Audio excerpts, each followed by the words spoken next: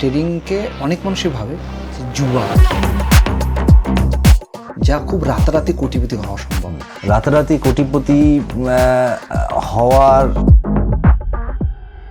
Profit করাটা একদম বাচ্চা ছেলের বিষয়। মার্কেট উপরে যাচ্ছে, একটা কল কিনে নিল, প্রফিট হয়ে গেল। এতে রকেট সায়েন্স কি আছে? কোনো রকেট সায়েন্স না। বাট আসল রকেট সায়েন্সটা হলো ওই যে প্রফিটটা সে করলো, কালকে কি সেটা বাঁচিয়ে রাখতে পারবে? অনেক মানুষের ধারণা এটা জুয়া, অনেক মানুষের ধারণা এটা বিজনেস। জুয়া আপনার চান্সেস থাকে 50-50, কিন্তু বিজনেস এটা নয়। কারণ হচ্ছে গিয়ে বিজনেসে একটা শব্দ অ্যাপ্লাই হয় যার নাম হচ্ছে রিস্ক ম্যানেজমেন্ট।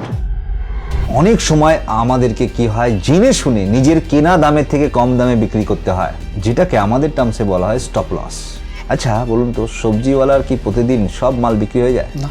যে সকালবেলায় যে মালটা 20 টাকা কিলো বিক্রি করছিল, সেটাই 2 টাকা কিলোতে দুপুরবেলা দিয়ে দেয়। একদমই তাই। সে তার কেনা দামের থেকেও কম দামে বিক্রি করে দেয়, এটাই স্টপ লস। অর্থের সায়েন্স বলে আমি তার কাছেই যাব যার আমার দরকার নেই। আপনি গেছেন ব্যাংকে লোন নেওয়ার জন্য, আপনি ব্যাংকে গিয়ে বলছেন আমার 10 লাখ টাকা লোন লাগবে, ব্যাংক আপনাকে দিয়ে দেবে 10 লাখ টাকা লোন। না, সে সর্বপ্রথম কি দেখবে, যে অলরেডি আপনার কাছে 10 লাখ টাকা আছে কিনা। ব্যাংক লোন তাদেরকে যায় যাদের অ্যাকচুয়ালি সেই লোনটার দরকার নেই। ব্যাংক তাদেরকে লোন কখনোই দেয় না যাদের লোনের দরকার। তাহলে অর্থ উপার্জন করার বা মানিকে অ্যাট্রাক্ট করার সবচেয়ে ইজি ওয়ে সেটা হলো ট্রেডিং। এই শব্দটির সাথে আজকে আমরা সবাই পরিচিত কম বেশি। কেউ ট্রেডিং করে আজ কোটিপতি, কেউ আবার ঋণে জর্জরিত। আবার অনেকের মনে ট্রেডিং মানে জুয়া। আদৌ কি ট্রেডিং মানে জুয়া? এই বিষয় নিয়ে আজকে কথা বলেছি ডক্টর সুপ্রতিম ঘোষের সাথে, যাকে আমরা খুঁজে পেয়েছি গোয়ার্ডস লাইভ নামে একটি সংস্থা থেকে। কারণ আমাদের একটা লক্ষ্য ছিল যে ট্রেডিংয়ের বিষয়টা আসলে কী, ট্রেডিং করে কি আদৌ কেউ ধনী হতে পারে, নাকি সবাই সর্বশান্ত হয়, নাকি এর মধ্যে কোনো প্রিন্সিপাল আছে, নাকি কোনো নিয়ম বা কোনো ফর্মুলা আছে যাকে মেনে চললে ট্রেডিং দ্বারাও একটা সাকসেসফুল বিজনেস রান করা যায়। আর এই বিষয়ে ডক্টর সুপ্রতিম বাবু খুব সুন্দরভাবে ডিসক্রাইব করেছেন। যারা আজকে পডকাস্টটি দেখতে চলেছেন বা যারা দেখবেন বা যারা ট্রেডিং করতে ভালোবাসেন, তাদের জন্য আজকের পডকাস্ট একটি মাস্টার ক্লাস। তাই অবশ্যই আশা রাখবো যে পডকাস্টটি শেষ পর্যন্ত দেখুন এবং ট্রেডিং সম্পর্কে অনেক কিছু জানুন। বা যদি সেই বিষয়টাও না থাকে, তবে যারা অল্প পুঁজি থেকে একটা ভালো ব্যবসা বা নিজের একটা ভালো কেরিয়ার বা ভালো একটা ইনভেস্টমেন্টের পথে যেতে চান, তাদের জন্য কিন্তু আজকের পডকাস্টটি পারফেক্ট। তাই চলুন শুরু করি। শুরু করার আগে সবাইকে একটা অনুরোধ, আমাদের চ্যানেলে যারা আসেন তার প্রায় 90% মানুষই সাবস্ক্রাইব করেন না। তাই প্লিজ সাবস্ক্রাইব করুন। আপনাদের একটি সাবস্ক্রাইব আমাদের মোটিভেশন দেয় আরও ভালো কন্টেন্ট এবং আরও ভালো গেস্টকে অ্যাপ্রোচ করার জন্য। তাই সঙ্গে থাকুন, সাবস্ক্রাইব করুন। আর যদি কারো কোনো প্রশ্ন থাকে অবশ্যই কমেন্ট বক্সে কমেন্ট করুন। তবে চলুন শুরু করি। ট্রেডিংকে যদি খুব বাংলা আমাদের পাতি বাংলা ভাষায় বলি, তবে ট্রেডিংকে অনেক মানুষই ভাবে যে জুয়া, যা খুব রাতারাতি কোটিপতি হওয়া সম্ভব। এটা কি আদৌ সত্যি? একদমই না। এবং সেম এই মানসিকতাটাই আজকে ট্রেডিংকে মানুষ অ্যাজ এ কেরিয়ার হিসাবে নিতে পারছে না। তার রিজন একটাই, কি ওই যে রাতারাতি কোটিপতি হব। রাতারাতি কোটিপতি হওয়ার জাস্ট একটা ছোট্ট ইনসিডেন্টস আমার মনে পড়ছে এই মুহূর্তে। বেশ এই 20 ডেজ আগে একটা ইনসিডেন্ট ঘটে। সেই ইনসিডেন্টটা হলো একজন ব্যক্তি, তার এজ ইজ 35 সামথিং, সে সুইসাইড অ্যাটেম্প্ট করে। এবং যখন সে সুইসাইড অ্যাটেম্প্ট করে, সবাই কী করে, কিছু না কিছু নোটস লিখে যায়, কিন্তু কোনো সুইসাইড নোট লেখেনি। ও লিখেছিল একটা ওয়ার্নিং।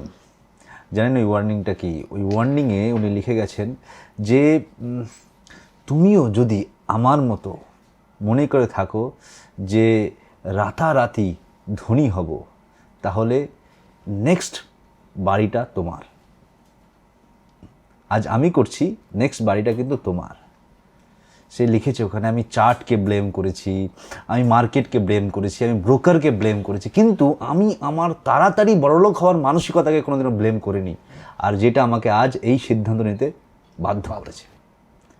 সো এই যে বার্তাটা উনি যে ইনসিডেন্টটা করলেন, এতে জানেন কি হলো? এতে একটা জিনিস হলো যে ওর 14 পুরুষ, ওকে পরিচিত, ওকে চেনে যারা, এই সারাউন্ডিং মানুষটা যতগুলো আছে, কেউ আর স্টক মার্কেটে আসবে না। আসবে না, কারণ এই ব্যাড এক্সপিরিয়েন্স। এবং এই ব্যাড এক্সপিরিয়েন্স থেকে বার করাই হচ্ছে আমরা যারা প্রফেশনালি এই জগতে রয়েছি, আমাদের ফোকাসটাই এটা, যাতে মানুষদের এই মানসিকতাটাকে দূর করা যায় এবং একটা স্টেবল সাস্টেনেবল ওয়ে দেওয়া যায়, একটা সিস্টেম দেওয়া যায়, যাতে করে তারা সেটাকে নিয়ে অ্যাজ এ কেরিয়ার এই ইন্ডাস্ট্রিকে গ্রো করতে পারে। ওকে, আচ্ছা, ইনভেস্টমেন্ট আর ট্রেডিং দুটোর মধ্যে তফাৎটা কি? দেখুন, তফাৎ investment and trading is both আর ডিফারেন্ট থিং। ওকে, ইনভেস্টমেন্টটাকে যদি আমি বোঝাতে চাই, একটা ভীষণ সিম্পল ওয়ে আমি বোঝাচ্ছি। মনে করুন আপনি আপনার কাছে কিছু টাকা আছে, সে পরিমাণটা যাই হোক না কেন, সেটা 10 lakhsও হতে পারে, 20 lakhsও হতে পারে, ইভেন 1 lakhsও হতে পারে। এবার 1 lakhs দিয়ে তো যদি আপনার কাছে থাকে, আপনি যদি চান যে আমি এই 1 lakh রুপিসটাকে ইনভেস্ট করব, আপনার কাছে কিন্তু ল্যান্ড বা প্রপার্টিতে ইনভেস্ট করার কোনো অপশন থাকবে না। কিন্তু যদি মোটা টাকা থাকে, আপনার প্রথম ধারণা যাবে, প্রথম ফোকাসটা যাবে কি আমি প্রপার্টিতে ইনভেস্ট করব, একটা জমি কিনবো। কেন? কারণ সেটা আপনার মানে সবার মানসিকতাতে সেটা একটা সেফ ইনভেস্টমেন্ট। জমি আজ না হলেও কালকে আমাকে কিন্তু রিটার্ন দেবেই। এই মানসিকতায় আমরা কি করব, সেই অ্যামাউন্টটাকে আমরা জমিতে ইনভেস্ট করব। আচ্ছা, আপনার ওই যে অ্যামাউন্টটা যেটা আপনি ল্যান্ডে ইনভেস্ট করলেন, ইনভেস্টমেন্ট করার পরে আপনার কি মানসিকতা থাকবে? আমি আপনাকেই প্রশ্ন করছি, আপনার কি মানসিকতা থাকবে? আপনি কি চাইবেন সেটা আপনি আপনার জীবনে বিক্রি করে খেয়ে যেতে? না, বেসিক্যালি না, কারণ এটা আমাদের মানসিকতা থাকে না। আমাদের চেষ্টা এটাই হয় যে আমি প্রপার্টি কিনছি, আমি বেঁচে থাকতে সেটাকে নষ্ট করব না বা বিক্রি করব না, আমি আমার নেক্সট জেনারেশনকে হ্যান্ড ওভার করে যাব। And same things applicable in stock market as per investment. Investment মানে আমি আজকে যে কোম্পানির শেয়ার কিনছি, যে স্টকে ইনভেস্ট করছি বা কোনো বন্ডসে ইনভেস্ট করছি, আমি ইনভেস্ট করে দিয়েছি, আমি বেঁচে থাকতে সেটাকে বিক্রি করে খাবো না, আমি আমার নেক্সট জেনারেশনকে হ্যান্ড ওভার করে যাব। That is called investment. And trading হলো ইটস আ প্রফেশন। ট্রেডিংকে যদি আমি আরও একটু ইজিলি বোঝানোর চেষ্টা করি, তাহলে এটা বুঝতে পারেন যে যেমন একজন ইঞ্জিনিয়ার, একজন ডক্টর বা একজন যে কোনো ব্যাকগ্রাউন্ডের ব্যক্তি, তিনি সেই নিজের প্রফেশন থেকে অর্থ উপার্জন করেন। সেই উপার্জিত অর্থ তিনি যে কোনো জায়গায় ইনভেস্ট করতে পারেন। তিনি ল্যান্ডে ইনভেস্ট করতে পারেন, তিনি স্টক মার্কেটে মানে কি শেয়ার বাজারে ইনভেস্ট করতে পারেন, বা আরও অনেক সংসাধন আছে সেখানে ইনভেস্টমেন্ট করতে পারেন। তো ইনভেস্টমেন্ট সবাই করতে পারে, কিন্তু ট্রেডিং সবার জন্য নয়। কেন নয়? কারণ হচ্ছে ট্রেডিং একটা প্রফেশন। আর যে কোনো প্রফেশনে যদি আপনি যেতে চান, মনে করুন একজন ভিডিওগ্রাফার যে ভিডিওগ্রাফি করে বা যে এডিটার যে ভিডিও এডিটিং করে, একজন ডক্টর বা একজন ইঞ্জিনিয়ার, যে কোনো ব্যাকগ্রাউন্ডের হোক না কেন বা যে কোনো প্রফেশনের হোক না কেন, তাকে যদি পার্টিকুলার কোনো একটা প্রফেশনকে অ্যাজ এ প্রফেশন নিতে হয়, তাহলে সেই প্রফেশনে আগে তাকে প্রপার ওয়েতে এডুকেশন নিতে হবে, তারপরে গিয়ে সে প্রফেশনটার কথা সে ভাবতে পারে। কিন্তু এখন বিষয়টা একটু অন্যরকম চলছে, কারণ এত পরিমাণে ইনফ্লুয়েন্সার আমাদের অ্যাভেলেবল রয়েছে যে মানুষ মনে করে যে ট্রেডিং একটা খুব ইজি বিষয় এবং চলো কোনো ব্যাপার নেই, তো কল পুট হে তা আমি জাস্ট বাই করলাম, বাই হয়ে গেল, বিক্রি করলাম, বিক্রি হয়ে গেল। অ্যান্ড এই মানসিকতাতেই আজকে সেবি এটা বলতে বাধ্য হচ্ছে যে 90% রিটেল ট্রেডার্স মেকিং লসেস। মানে আমরা যদি দুটো পার্টে ভাগ করি পুরো বিষয়টাকে, একটা হচ্ছে ইনভেস্টমেন্ট, একটা হচ্ছে ট্রেডিং, তাই দুটো হয়ে যাচ্ছে। আমরা দুটো নিয়ে আলোচনা করবো আজকে, যারা দেখছে তাদের ক্লিয়ার হওয়ার জন্য। আমরা ফার্স্ট ট্রেডিং নিয়ে আলোচনা করি, সেটা হচ্ছে অ্যাজ এ কেরিয়ার। কেউ যদি ভাবে যে আমি অ্যাজ এ কেরিয়ার এই অপশানটা দেখবো, তাকে প্রথম কি থিঙ্ক বা কী ভাবনা দিয়ে শুরু করতে হবে? ভাবনা হচ্ছে গিয়ে প্রথমে দেখুন, আমি একটা জিনিস মনে করি, শুধু ট্রেডিং না, যে কোনো প্রফেশনকে যদি আপনাকে চুজ করতে হয়, এর একটা খুব সুন্দর রেফারেন্স আমরা পাই শ্রীমদ্ ভাগবত গীতা থেকে। শ্রীমদ্ ভাগবত গীতায় ভগবান শ্রীকৃষ্ণ বলেছেন যে প্রকৃতি হি ক্রিয়মাণানি গুণ কর্মাণি সর্বস্ব। এর প্রকৃত অর্থ হলো যে এই পৃথিবীতে প্রত্যেকটা প্রাণী, প্রত্যেকটা জীব নিজের প্রকৃতি অনুসারে চলে, কিন্তু মানুষই এমন একটা প্রাণী, এমন একটা জীব যে তার নিজের প্রকৃতিকে খুঁজে পায় না। আর যারা পায় সেই সংখ্যাটা খুব নগণ্য, একদম সীমিত। এই শ্লোকের মাধ্যমে ভগবান আমাদেরকে বোঝাতে চেয়েছেন যে আগে নিজের প্রকৃতিকে খুঁজে বার করো, সময় দাও নিজের প্রকৃতিকে।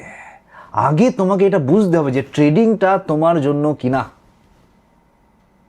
তোমার প্রকৃতিতে ট্রেডিংয়ের যে যে কোয়ালিটিসগুলো প্রয়োজন আছে, ট্রেডিং যেমন মার্কেট তোমাকে চায়, তুমি কি তার জন্য ফিট, সেটাকে আগে জাজ করাটা সবচেয়ে বেশি ইম্পর্টেন্ট। এবং তার জন্য আমি যেটা মনে করি সবচেয়ে বেস্ট ওয়ে, আপনি যতক্ষণ না মনে করেন আমি আর্টিফিশিয়াল ইন্টেলিজেন্স শিখবো, মানে এআই নিয়ে আমার প্রফেশনটাকে এগোবো, আপনি যতক্ষণ না পর্যন্ত সেখানে হাত দিচ্ছেন, মানে প্রবেশ করছেন সেই জগৎ, ততক্ষণ তো আপনি বুঝতে পারবেন এটা আমার জন্য কিনা। ঠিক তাই। তাহলে তার অপশন কি? তার অপশন হচ্ছে কি আপনাকে একবার ঢুকতে হবে। তার জন্য অনেক জায়গায় বিভিন্ন ছোট ছোট কোর্সেস হয়, সেই কোর্সেসগুলোকে আপনাকে জয়েন করতে হবে। জয়েন করে একটু বেসিকটাকে আপনি জানুন, বুঝুন, সেখান থেকে আপনি হালকা করে শুরু করুন নিজের জার্নিটা। এবং সেখানে সেই যখন জার্নিটা আপনি শুরু করবেন, সেখানে দুটো তিনটে জিনিসকে আপনাকে নজরে রাখতে হবে। প্রথম বিষয় হচ্ছে গিয়ে আপনি কি প্রতিদিন যে মার্কেট থেকে যে জিনিসটা শেখার চেষ্টা করছেন সেটা কি আপনি প্রতিদিন করতে পারছেন, অর্থাৎ লার্নিং কি কন্টিনিউয়াস চলছে? আচ্ছা, যেটা আপনি শিখছেন সেটা কি আপনি ধারণ করতে পারছেন? দ্বিতীয় জিনিস। এবং তৃতীয় জিনিস হচ্ছে গিয়ে যেটা শিখলেন, যেটা ধারণ করলেন, সেই তার মাধ্যমে কি আপনি নিজেকে প্রতিদিন ডেভেলপ করতে পারছেন, ইমপ্লিমেন্ট করছেন। ঠিক।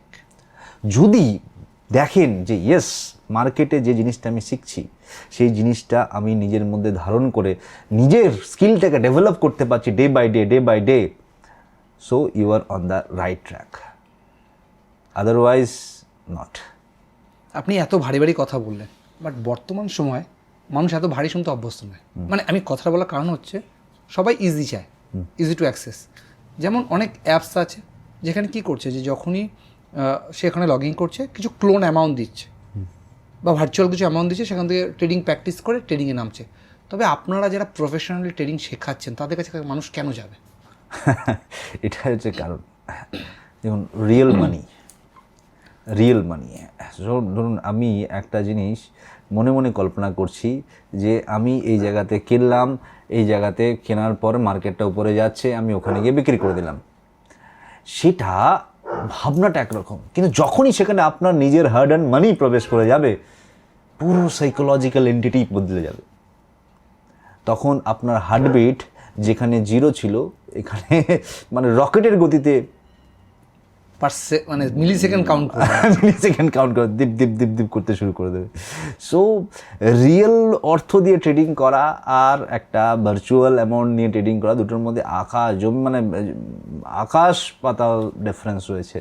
সো এটা একদমই ফালতু হয়ে মানে নিজের সময় নষ্ট করা যে আমি একটা ভার্চুয়াল মানি দিয়ে ট্রেডিং করছি, ট্রেডিং করে আমি ট্রেডিং শিখি। আরে না, ইট ইজ এত সহজ নয় এই জগৎটা। না, আমার অনেকে জানাশোনা আছে, অনেকে বলবো না, কয়েকজন জানাশোনা আছে যারা এরকম ভার্চুয়াল অ্যামাউন্ট দিয়ে ট্রেডিং করছে, করে ভাবছে সেখান থেকে তো বেশ লাভ হচ্ছে। ও দেখাচ্ছে ওর স্টকে ভার্চুয়াল অনেক অ্যামাউন্ট জমে গেছে, তার মানে আমি এখন মানে পারফেক্ট, মানে আমি এখন করতে পারবো। দেন ও রিয়েল মানি ইনভেস্ট করেছে, করার পরে অনেকটা লসে চলে গেছে। যেটা আপনি বললেন লোভ, মানে যে কোটিপতি হওয়া তাড়াতাড়ি যে তারাটা বা ধনী হওয়া যে তাড়াতাড়ি তারাটা, সেই তারায় ওর অনেকটা লস হয়ে গেছে। মানে এটা কেন হয়, কোন মাইন্ডসেট থেকে জায়গাটা আসে? দেখুন, মাইন্ডসেট তৈরিই হবে না, আমি যদি ট্রেডিংটাকে আপনাকে বলি, trading is 20% technical and 80% about on your psychology. আচ্ছা, অর্থাৎ চলুন একটু ডিপে যাই, ডিপে গিয়ে একটু বুঝি মার্কেটটাকে ভালো করে। আপনি অ্যামাজনে যদি লেখেন ইমোশনস ভার্সেস লজিক, হ্যাঁ, অ্যামাজনে বুক, তো ওখানে একটা বই বেরোবে, যে বইটার নাম হচ্ছে ইমোশন ভার্সেস লজিক। ওই বইটা আমারই লেখা একটা বই। আচ্ছা, ওই বইটাতে আমি হেডলাইন দিয়েছিলাম ইমোশনস ভার্সেস লজিক, মানে বুকসের টাইটেল। এটা কেন দিলাম, এখন যেটা বলবো সেখান থেকে আপনি রিয়েলাইজ করতে পারেন যে ওই টাইটেলটা আমি কেন দিলাম। দেখুন, আমরা যারা হিউম্যান বিং, আমরা প্রত্যেকে হচ্ছে ইমোশনাল হিউম্যান বিং, কিন্তু মার্কেট ইমোশনাল নয়, মার্কেট হচ্ছে লজিক্যাল। তো সাপোজ মনে করুন আপনার সঙ্গে পার্টিকুলার একজনের শত্রুতা আছে। আপনার যে শত্রু আছে সে বাই ডিফল্ট কোনো কারণে আপনার কোনো একটা দুর্বলতা সম্বন্ধে সে খবর পেয়ে গেল। তাহলে আপনাদের মধ্যে যে সংঘর্ষটা, যে লড়াইটা হবে, সেখানে আপনার পাল্লা বেশি ভারী থাকবে নাকি আপনার শত্রুর পাল্লা বেশি থাকবে? কারণ সে আপনার দুর্বলতা জানে। ঠিক তেমনই মার্কেট কিন্তু খুব ভালোভাবে জানে যে প্রত্যেকটা মানুষের দুর্বলতা কী। সে জানে যে প্রত্যেকটা মানুষ ইমোশনাল। যেহেতু তার মধ্যে ইমোশন আছে, তাই তার নিড আছে, তার গ্রিড আছে, তার ভিতরে ফোমো আছে, তার ভিতরে ফিয়ার আছে। অর্থাৎ নিড, গ্রিড, ফোমো, ফিয়ার এগুলো সব এক একটা ইমোশনস। এবং মার্কেট কি করে? মার্কেট বারবার আপনার ওই ইমোশনে গিয়ে অ্যাটাক করে এবং আপনাকে বিধ্বস্ত করে দেয় মানসিকভাবে। মার্কেটের কাজই এটা, আপনার উইকনেসে গিয়ে অ্যাটাক করা। কিন্তু এমন তো হতে পারে না এই পৃথিবীতে সূর্যের যে রশ্মি আছে, কিরণ আছে, যতটা আমাদের কাছে ইম্পর্ট্যান্ট, প্রয়োজনীয়, অর্থাৎ পজিটিভিটি আছে, কিন্তু সূর্যের কিরণের মধ্যেও নেগেটিভিটিও আছে। আপনি বিনা সূর্যের আলোয় চলতে পারবেন না, কিন্তু সূর্যের আলোতে যদি 1 ঘন্টা দাঁড়িয়ে যান আপনার অবস্থা খারাপ হয়ে যাবে। সো ওই একই সূর্যেরই আলো কখনো পজিটিভ কাজ করছে, কখনো নেগেটিভ কাজ করছে। অর্থাৎ এর থেকে আমরা বুঝতে পারি যে পৃথিবীতে এমন কোনো বিষয়বস্তু নেই যেখানে পজিটিভিটি আর নেগেটিভিটি একসঙ্গে থাকে না। যার মধ্যে পজিটিভিটি আছে সেখানেই নেগেটিভিটি আছে। আমার মধ্যে যদি কোনো ভালো বিষয় থাকে, আমার মধ্যে খারাপ বিষয়ও আছে। আপনার মধ্যে যদি কোনো ভালো গুণ থাকে, আপনার ভিতরে খারাপ গুণও আছে। ধোয়া তুলসী পাতা কেউ নয় এই দুনিয়াতে, প্রত্যেকের মধ্যেই ভালো খারাপ মিক্সড। একমাত্র পরম পিতা পরমেশ্বর ছাড়া কেউই পূর্ণ নয়। সো ঠিক তেমনই মার্কেটের যেমন স্ট্রেংথ আছে, মার্কেটেরও উইকনেস আছে। এবার বলতে মার্কেটের উইকনেস কি? মার্কেটের উইকনেস হলো, যেমন কম্পিউটার্স, একটা কম্পিউটার 0 আর 1 বাইরে কিছু বোঝে না, ঠিক তেমনই মার্কেটও লজিক ছাড়া কিছু বোঝে না। যেমন আমরা হিউম্যান ইমোশনাল, তেমন মার্কেট হচ্ছে লজিক। আমাদের কাজ কি অ্যাজ এ ট্রেডার? বাস মার্কেটের লজিকটাকে ধরো, মার্কেট অটোমেটিক্যালি তোমার কন্ট্রোলে চলে আসবে। এই মার্কেটের লজিকটা কিভাবে ধরবে? মানে কোন জায়গাগুলো তার জন্য রিসার্চ করতে হবে, কোন ওয়েগুলো তাকে খুঁজে বার করতে হবে? এই যে প্রসেসটা না, এই প্রসেসটাকে আমি একটা নাম দিয়েছি, যেটা আমি বলতে পারি ট্রেডার্স ডেভেলপমেন্ট সিস্টেম। ওকে, ট্রেডার্স ডেভেলপমেন্ট সিস্টেম অর্থাৎ স্টেপ বাই স্টেপ একজন ট্রেডারকে কীভাবে সে ওই প্রফেশনাল ওয়েতে, মানে অ্যাজ এ প্রফেশনাল এই ট্রেডিংটাকে নিতে পারবে, তার যে স্টেপ বাই স্টেপ ওয়ে। সর্বপ্রথম এটা actually 5 step process. 5 step process.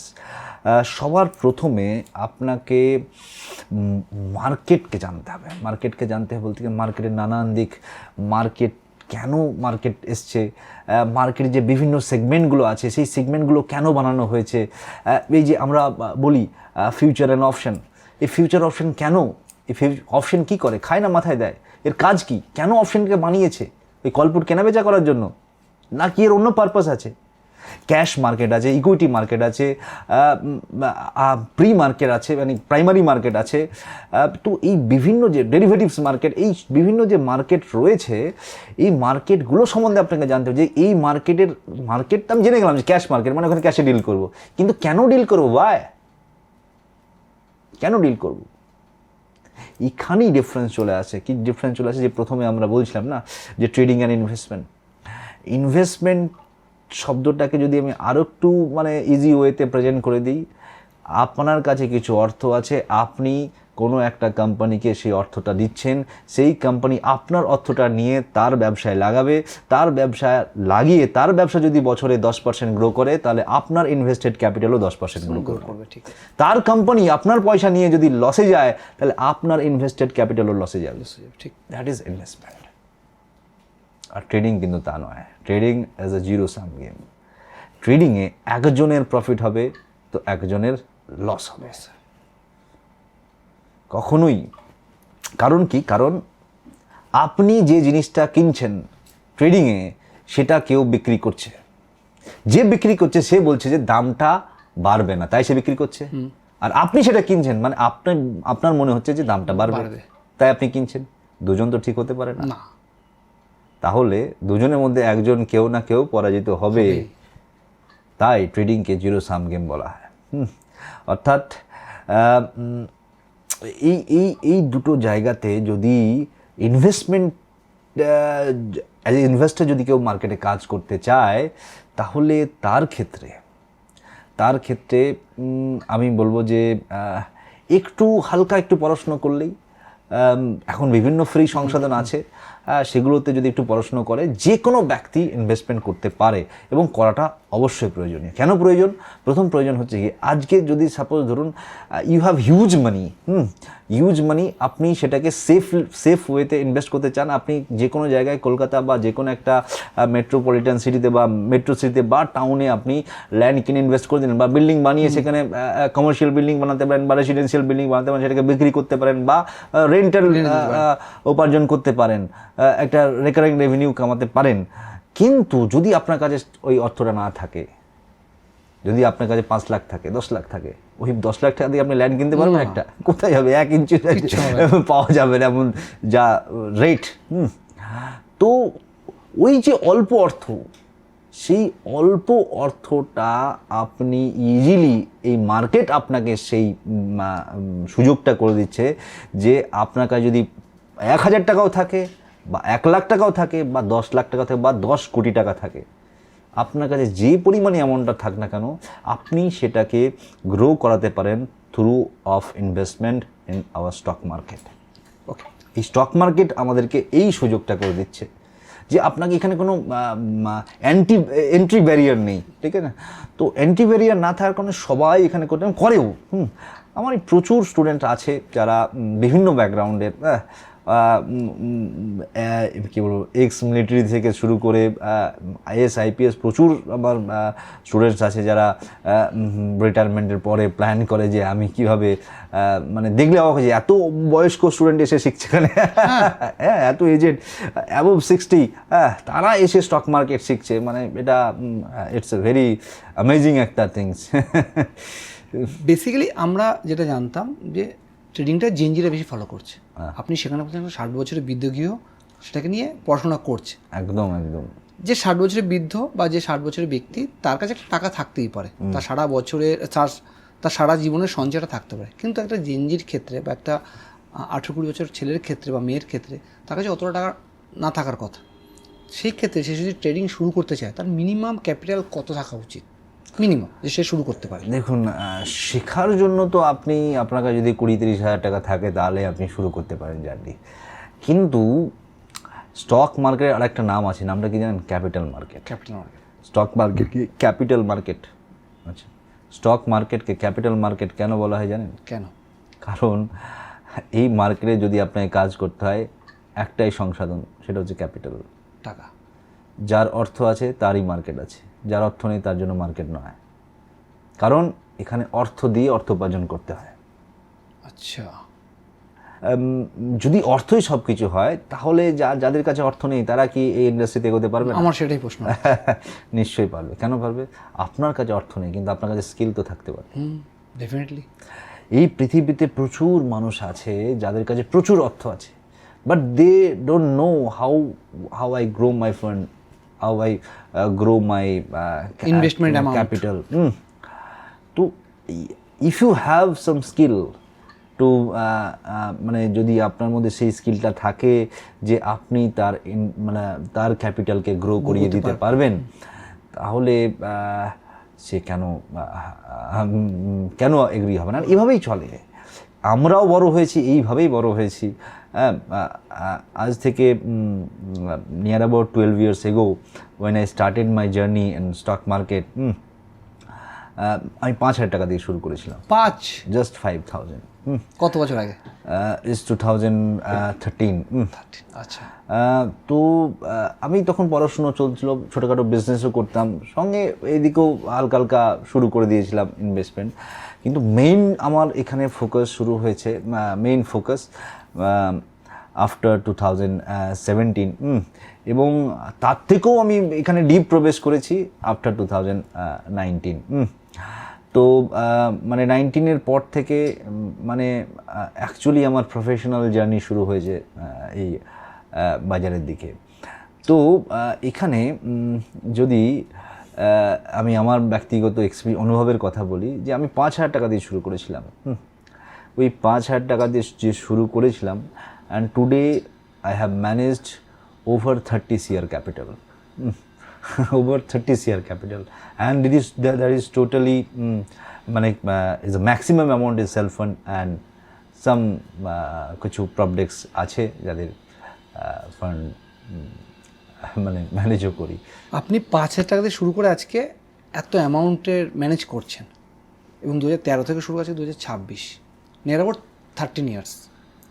কিন্তু এখনকার মানুষ এত ধৈর্য নেই, সবাই শর্টকাট করছে, যেটা আমার প্রথমেই প্রশ্ন ছিল যে সবাই শর্টকাট কোটিপতি হতে চায়। যারা অত ক্যাপিটাল নেই, লাখ লাখ কোটি কোটি টাকা নেই, যার কাছে আপনার মতো একটা অ্যামাউন্ট আছে, সে যদি একটা ভালো জায়গায় যেতে চায়, তার মোটামুটি কোন প্রসেসে গেলে এবং কতটা সময় লাগতে পারে? হ্যাঁ, ওই প্রসেসটার কথাই আমি যেখানে ছিলাম আমরা সেখান থেকে একটু আমরা অন্য টপিক আলোচনায় চলে এসেছিলাম। সেটা হলো যে প্রথম যে কাজটা, সেটা হচ্ছে কি মার্কেট সম্বন্ধে জানা, যেটাকে আমরা বলি মার্কেট ফাউন্ডেশন। আচ্ছা। তো আগে আপনাকে মার্কেটের ফাউন্ডেশনটাকে তৈরি করতে হবে নিজের মধ্যে, যেটা যার জন্য আপনাকে মার্কেটের যে সমস্ত বেসিক্সগুলো আছে, বেসিক থিংসগুলো আছে, সেই সমস্ত কিছু আপনাকে আইডিয়া নিতে হবে। আমি আপনাকে বলতে পারি একটা কথা, আপনার অনেক অডিয়েন্সও আছে যারা হয়তো অপশন ট্রেডিং করে, কিন্তু যদি একটা প্রশ্ন করা হয় হোয়াট ইজ অপশন, 90% মানুষ উত্তর দিতে পারবে না। আমি যদি তাকে একটা প্রশ্ন করি যে ইন্ট্রিনসিক ভ্যালু কী, আমি যদি তাকে প্রশ্ন করি যে এমপ্লয়েড ভোলাটিলিটি কী, তার কাজ কী, আমি যদি তাকে প্রশ্ন করি যে ডেল্টা কী, গামা কী, থিটা কী, ভেগা কী, রো কী, এর ব্যবহার কী, ম্যাক্সিমাম জন এর উত্তর জানে না। তার মানে কি? তার মানে সে জানি না যে অপশন যেখানে আমি কাজ করি সে জিনিসটা কি, সেটা খায় না, মাথায় দেয়। বোঝা গেল? সো এগুলো পার্ট অফ মার্কেট ফাউন্ডেশন। আপনি এগুলো না জেনে আপনি লক্ষ লক্ষ টাকা নিয়ে মার্কেটে ট্রেডিং করা শুরু করে দিলেন, কোনো আরে প্রফিট করাটা একদম বাচ্চা ছেলের বিষয়। মার্কেটে প্রফিট করাটা যে কোনো একটা বাচ্চা ছেলে, ক্লাস 9-এর 8-এর 10-এ পড়া ছেলে, যে একটু টেকনিক্যাল স্কিল জানে, যে একটু কেনা বিক্রি মানে যে একটু মোবাইল চালাতে জানে বা ল্যাপটপ চালাতে জানে, সেই মার্কেট নিচে আসছে, মার্কেট উপরে যাচ্ছে, একটা কল কিনে নিল, প্রফিট হয়ে গেল। এতে রকেট সায়েন্স কী আছে? কোনো রকেট সায়েন্স নাই। বাট আসল রকেট সায়েন্সটা হলো ওই যে প্রফিটটা সে করলো, কালকে কি সেটা বাঁচিয়ে রাখতে পারবে? That is art, that is a science. মার্কেটের উপার্জন করাটা ভীষণই সহজ, কঠিন কি? উপার্জিত অর্থটাকে ধরে রাখা। আগে আপনাকে সেই অর্থটাকে ধরে রাখা শিখতে হবে, আর ধরে রাখতে গেলে আপনাকে মার্কেটের ফাউন্ডেশনটাকে স্ট্রং করতে হবে। With mindset. ফাউন্ডেশন স্ট্রং করার পরে আপনাকে যেতে হবে অ্যানালিসিস পার্টে। অ্যানালিসিস পার্ট অর্থাৎ অ্যানালিসিস কে অনেকে বলে টেকনিক্যাল অ্যানালিসিস, বাট আমি এটাকে শুধু অ্যানালিসিসই বলি। এখানে কোনো আমি টেকনিক্যাল শব্দটাকে ইউজ করি না, সবার একটা ব্যক্তিগত ইয়ে থাকতে পারে। আমি এটাকে অ্যানালিসিসই মনে করি। অ্যানালিসিস জিনিসটাকে, অ্যানালিসিস অর্থাৎ আমি মার্কেট ফাউন্ডেশন তো বুঝে গেলাম, এবার আমাকে বুঝতে হবে যে প্রাইস মোমেন্টাম সম্বন্ধে। প্রাইস মোমেন্টাম অর্থাৎ এখন যেখানে প্রাইস চলছে, প্রাইস কি করে এসছে, প্রাইস কি করতে চলেছে, আর বর্তমানে প্রাইস কি করছে। অর্থাৎ প্রাইস কি করে এসছে, এখন কি করছে, আর আগামী দিনে কি করছে বা আগামী সময়ে কি করতে চলেছে। এই তিনটে পাস্টকে দেখে বর্তমানকে অ্যানালিসিস করে ফিউচারকে স্টাডি করা, মানে ফিউচারকে প্রেডিক্ট করা, এটাই হচ্ছে অ্যানালিসিস। এই অ্যানালিসিস করতে গেলে আপনাকে তিনটে বিষয়ে মাস্টার হতে হবে। সেই তিনটে বিষয় হলো, আপনাকে চার্টকে পড়া জানতে হবে, দ্বিতীয় বিষয় হলো আপনাকে ক্যান্ডেলসকে পড়া জানতে হবে।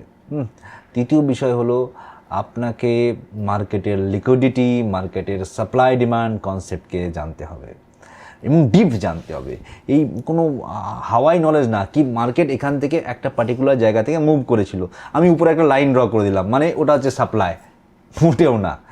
এতেই তো বেবুকুফ, মানে মানুষ যত বোকামি করে। একবার মার্কেট ওখান থেকে বাউন্স করেছে, আমি উপরে একটা দাগ দিয়ে দিলাম, তার মানে সেটাই আমার সাপ্লাই হয়ে গেল। মোটেও না। তার জন্য অনেক বিষয় আছে যেগুলোকে আপনাকে প্রপার ওয়েতে আগে স্টাডি করতে হবে। স্টাডি করার পরই আপনি বুঝতে পারবেন যে অ্যাকচুয়ালি সাপ্লাই ডিমান্ড কাকে। বুঝে গেল? টেকনিক্যাল অ্যানালিসিস অর্থাৎ অ্যানালিসিস শেখার পরে আপনাকে আর এক স্টেপ আগে যেতে হবে। সেই স্টেপটার নাম হচ্ছে স্ট্র্যাটেজিক পার্ট। স্ট্র্যাটেজিক পার্ট অর্থাৎ এবার আপনাকে শিখতে হবে যে এন্ট্রি অ্যান্ড এক্সিট। আচ্ছা, এন্ট্রি অ্যান্ড এক্সিট মানে আমি মার্কেটের ফাউন্ডেশন জানি, মার্কেটের ফাউন্ডেশন আমাকে বলবে কি বলবে যে তুমি কোথায় ঠিক আছো, কোথায় ভুল আছো। আচ্ছা। অর্থাৎ what you are going to wrong or right, এটা কে বলবে আপনাকে? বারবার বলবে আপনার ফাউন্ডেশন বলবে, আপনার বেসিক বলবে। আর মার্কেটের ভিউ কে বলবে? আপনার অ্যানালিসিস, যে মার্কেট লং করতে চলেছে না শর্ট করতে চলেছে, অর্থাৎ মার্কেট উপরে যেতে চলেছে না মার্কেট নিচে যেতে চলেছে। মার্কেটের তিনটেই সাধারণত কাজ, আইদার সে উপরে যাবে, না হলে সে নিচে যাবে, আদারওয়াইজ সে কোথাও যাবে না, চুপচাপ দাঁড়িয়ে থাকবে, সাইডওয়েজ হবে। তো এই তিনটে ভিউয়ের মধ্যে মার্কেট অ্যাকচুয়ালি কী করতে চলেছে সেটাকে বোঝা, সেটা বুঝতে গেলে আপনাকে অ্যানালিসিসে স্ট্রং হতে হবে। দুটো করার পরে আপনাকে বুঝতে হবে যে এবার আপনি নেবেন কোথায়, অর্থাৎ কিনবেন কোথায়, এন্ট্রি কোথায় করবেন এবং বিক্রি কোথায় করবেন। বিক্রি শুধুমাত্র যে প্রফিটে তা নয়, অনেক সময় আমাদেরকে কি হয় জেনে শুনে নিজের কেনা দামের থেকে কম দামে বিক্রি করতে হয়। কেন? যেটাকে আমাদের টার্মসে বলা হয় স্টপ লস। আচ্ছা, কি loss? Stop loss. Stop loss অর্থাৎ আপনি বড় লসের হাত থেকে নিজেকে প্রোটেক্ট করছেন। অর্থাৎ আপনি সেখানে ভুল হয়ে গেছেন এবং আপনি আপনার ভুলটাকে স্বীকার করছেন। এই যে ভুল স্বীকার করাটা, এরই নাম হচ্ছে স্টপ লস। আচ্ছা, এরই নাম হচ্ছে স্টপ লস। এই স্টপ লসটাকে অনেক মানুষ অনেক কমপ্লিকেটেডভাবে অনেকে নিতে পারে না। মানে মানুষের একটা হ্যাবিট, মানে বললাম না যে total game of your psychology. তো কি হয়, মনে করুন একজন ব্যক্তি, আপনার অডিয়েন্সরাও এখানে রিলেট করতে পারবে, যে সে একটা জায়গায় কিনেছে, বলুন 200 টাকা একটা রেট চলছে, সেই 200 টাকায় সে বাই করলো। বাই করার পরে সে 200 টাকা থেকে নেমে 190 টাকায় চলে এসছে, মানে 10 টাকা লস চলছে। সেই সময়ে একজন বিগিনার ট্রেডার যে হয়, তার মাউস না ট্রিগার করতে চায় না, হাত কাঁপে। লসটাকে বুক করবো কি করবো না, বুক করবো কি করবো না। সে জানে যে আমার এখানেই স্টপ লস, কিন্তু তাও জানা সত্ত্বেও সে ওখানে স্টপ লসটাকে কাটতে পারে না। কেন কাটতে পারে না? আশাবাদী থাকে। এর পিছনে আরও একটা কারণ হচ্ছে ফিয়ার অফ লুজিং মানি। আচ্ছা, অর্থাৎ সে তার অর্থকে যখন কম দেখছে তখন সে কাটতে পারছে না। কিন্তু প্রফিটের সময় কি করে? 500 টাকা প্রফিট দেখে তুরন্ত কেটে দেবে, ঠিক। 200 টাকা প্রফিট দেখে তুরন্ত কেটে দেবে, বা 1000 টাকা প্রফিট দেখবে তুরন্ত কেটে দেবে। অর্থাৎ প্রফিট কখনো কেউ বড় নিতে পারে না, কিন্তু লস বড় লস নিয়ে যাবে। কেন? লস কাটতে ইচ্ছাই করবে না। আচ্ছা, কেন ইচ্ছে করতে পারবে না? Because you have fear. যে ফিয়ারটা হচ্ছে লস হয়ে যাওয়ার ফিয়ার। তো যতক্ষণ না একজন ব্যক্তি লস নেওয়া শিখছে, অ্যাকসেপ্ট করা শিখছে, ততক্ষণ ওই জন্য ইম্পর্টেন্ট হয়ে যায় স্টপ লস। আর এটা দেখুন, স্টক মার্কেটে কোনো আনএডুকেটেড পিপল তো স্টক মার্কেটে আসে না। যারা স্টক মার্কেট ট্রেডিং করছে, দীর্ঘদিন ধরে লস করছে, তারাও কেউ আনএডুকেটেড নয়, সবাই এডুকেটেড। ছোট্ট একটা কমন এক্সাম্পল দিচ্ছি আপনাকে। মনে করুন একজন সবজিওয়ালা আছে, যে প্রতিদিন রোড সাইডে নিজের সবজি স্টল লাগায়। আচ্ছা বলুন তো, সবজিওয়ালার কি প্রতিদিন সব মাল বিক্রি হয়ে যায়? না, বিক্রি হয় না। এমন সবজিওয়ালা আছে যে সকালবেলায় যে মালটা 20 টাকা কিলো বিক্রি করছিল, সেটাই 2 টাকা কিলোতে দুপুরবেলা দিয়ে দেয়। একদমই তাই।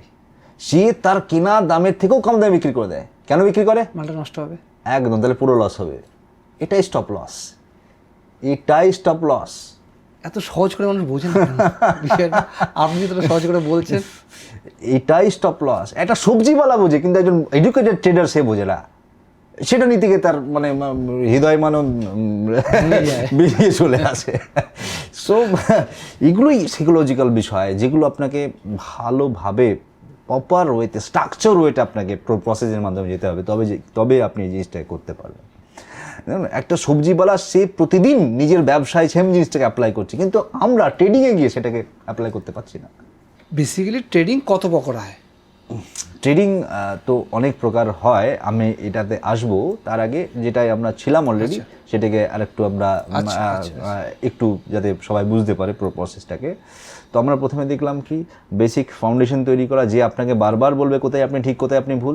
দ্বিতীয় জিনিস কি ছিল? দ্বিতীয় জিনিস ছিল হচ্ছে অ্যানালিসিস করা। অ্যানালিসিস অর্থাৎ মার্কেট কি করতে চলেছে সেটাকে বোঝা। এবং তৃতীয় জিনিস কি? স্ট্র্যাটেজি। স্ট্র্যাটেজি অর্থাৎ কোথায় নেবেন, কোথায় বিক্রি করবেন। আপনি কিনে নিলেন কিন্তু আপনি জানেন না বেরোবেন কোথায়, তাহলে কি হবে? অভিমন্যুর মতো পুরোপুরি মার খাবেন। চক্রবৃদ্ধি ঢোকার রাস্তা জানতো কিন্তু বেরোনোর রাস্তা জানতো না, ফলে কি হয়েছে? ভেতরে ঢুকে মার খেতে হয়েছে। ঠিক তেমনই মার্কেটেও তাই। আপনি আপনার মার্কেটের সবচেয়ে কেনাটা বলুন না খুবই ইজি বিষয়, কিন্তু কেনার আগে আপনাকে এটা জানতে হবে আপনি বেরোবেন কোথায়। কেনার আগে আপনাকে এটা জানতে হবে যে আপনি বিক্রিটা কোথায় করবেন। হতে পারে সেটা লসে, হতে পারে সেটা প্রফিটে। মার্কেটে লস বলে কিছু হয় না, যেটা হয় সেটা হচ্ছে স্টপ লস। কি হয়? Stop loss. স্টপ লস অর্থাৎ ওই সবজিওয়ালার মতন আমি জেনে শুনে কেনা দামের থেকে কম দামে মালটা বিক্রি করছি, কারণ যদি না বিক্রি করি তাহলে পুরোটা যাবে। এটাই স্টপ লস। তো আপনাকে স্টপ লস নেওয়া শিখতে হবে। সেই স্টপ লসটা আমি কোথায় নেব, আমি টার্গেটটা কোথায় নেব, তো এটা আপনাকে শেখাবে স্ট্র্যাটেজি। তার জন্য একটা প্রপার স্ট্র্যাটেজি আপনাকে লার্ন করতে হবে। একটা নয়, মাল্টিপল স্ট্র্যাটেজি আপনাকে লার্ন করতে হবে, কিন্তু মাল্টিপলের মধ্যে যে কোনো একটাকে আপনাকে মাস্টার করতে হবে। আচ্ছা, সব ঘাটে জল খাওয়া তো উচিত না, কিন্তু আপনি যদি পার্টিকুলার একটা বিষয়কে ডেইলি বেসিসে করতে থাকেন সেটাতে আপনি মাস্টার তৈরি হয়ে যাবেন। ঠিক তাই। ধরুন একটা ছোট্ট জলের বুঁদ একটা পাথরের উপর পড়ছে, প্রথমবার যখন পড়বে না ছিন্ন বিচ্ছিন্ন হয়ে যাবে, কিন্তু ওই জলের বুঁদটায় যদি কন্টিনিউয়াসলি সেই পাথরের উপর পড়তে থাকে টপ টপ টপ টপ করে, একদিন সেই পাথরটাকে ভেঙে চূর্ণ বিচ্ছিন্ন করে দেবে। That is the power of consistency. যখন আপনি কনসিস্টেন্সির সঙ্গে পার্টিকুলার একটা স্ট্র্যাটেজির উপরে ফোকাস করে সেটাকে প্র্যাকটিস করতে থাকবেন, একদিন সে আপনার রক্তে ঢুকে যাবে, ব্লাডে মিশে যাবে।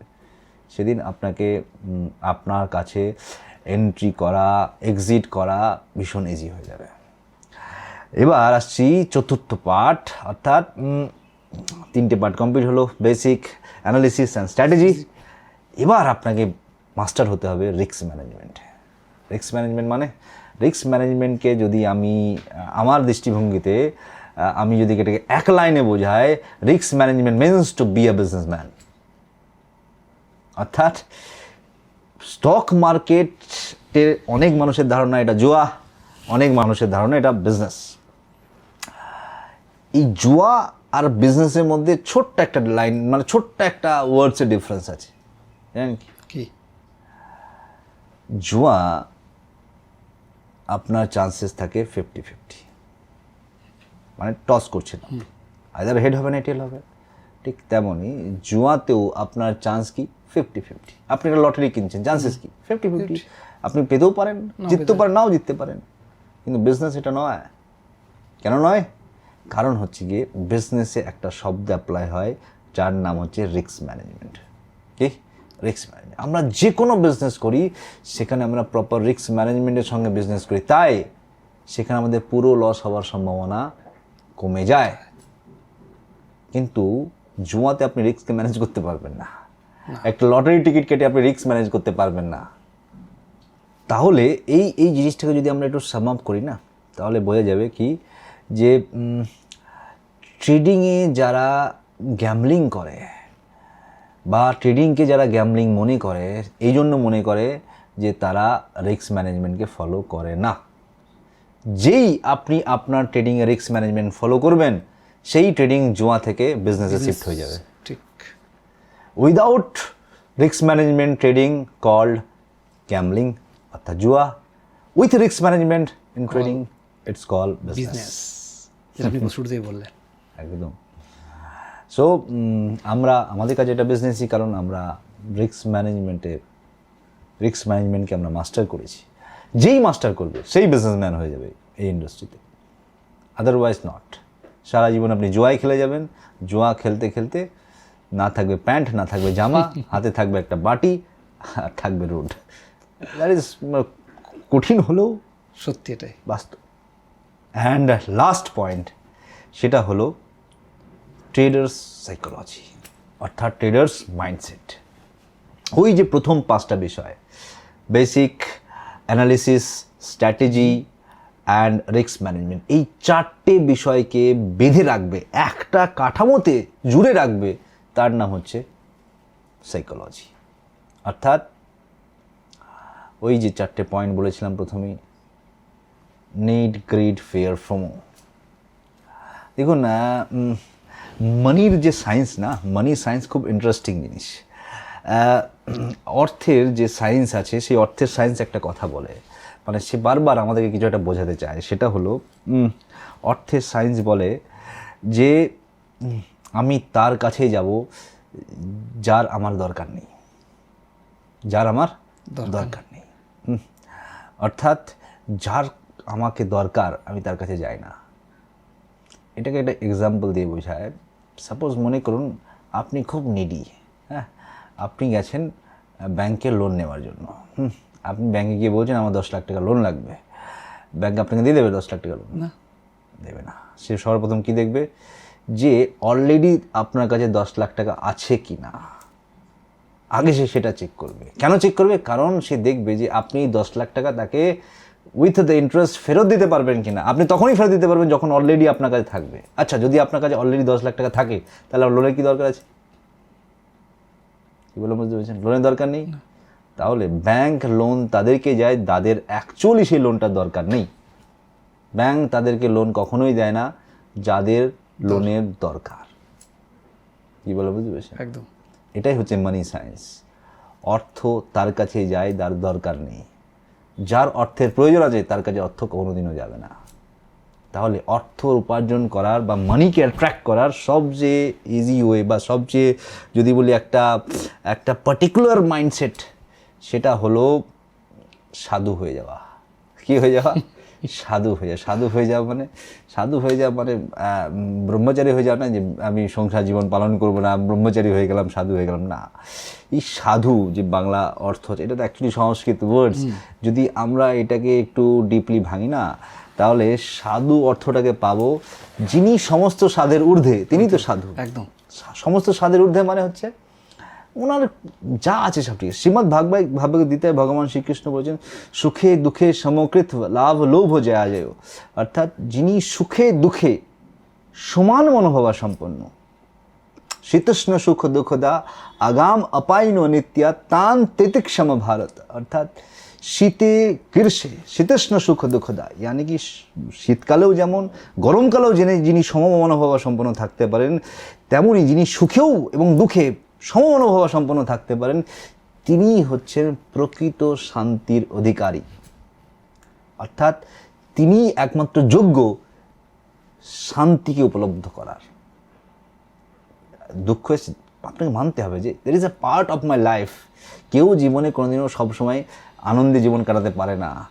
লাইফে আমরা প্রচুর, আমি চাই না জীবনে দুঃখী হব, কিন্তু কেউ একজন লাইফে এসে আপনার জীবনটাকে অশান্ত করে তুলবে।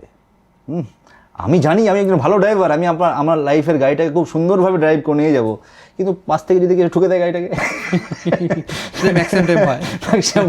এটাই হয় লাইফে। আপনি কে চায় যে দুঃখী হতে? কেউ চায় না। আপনি না চাইলে কি হবে? পরিবেশ তো আছে, তারা কী করবে? তারা আপনাকে ছেড়ে দেবে না। So that's the things.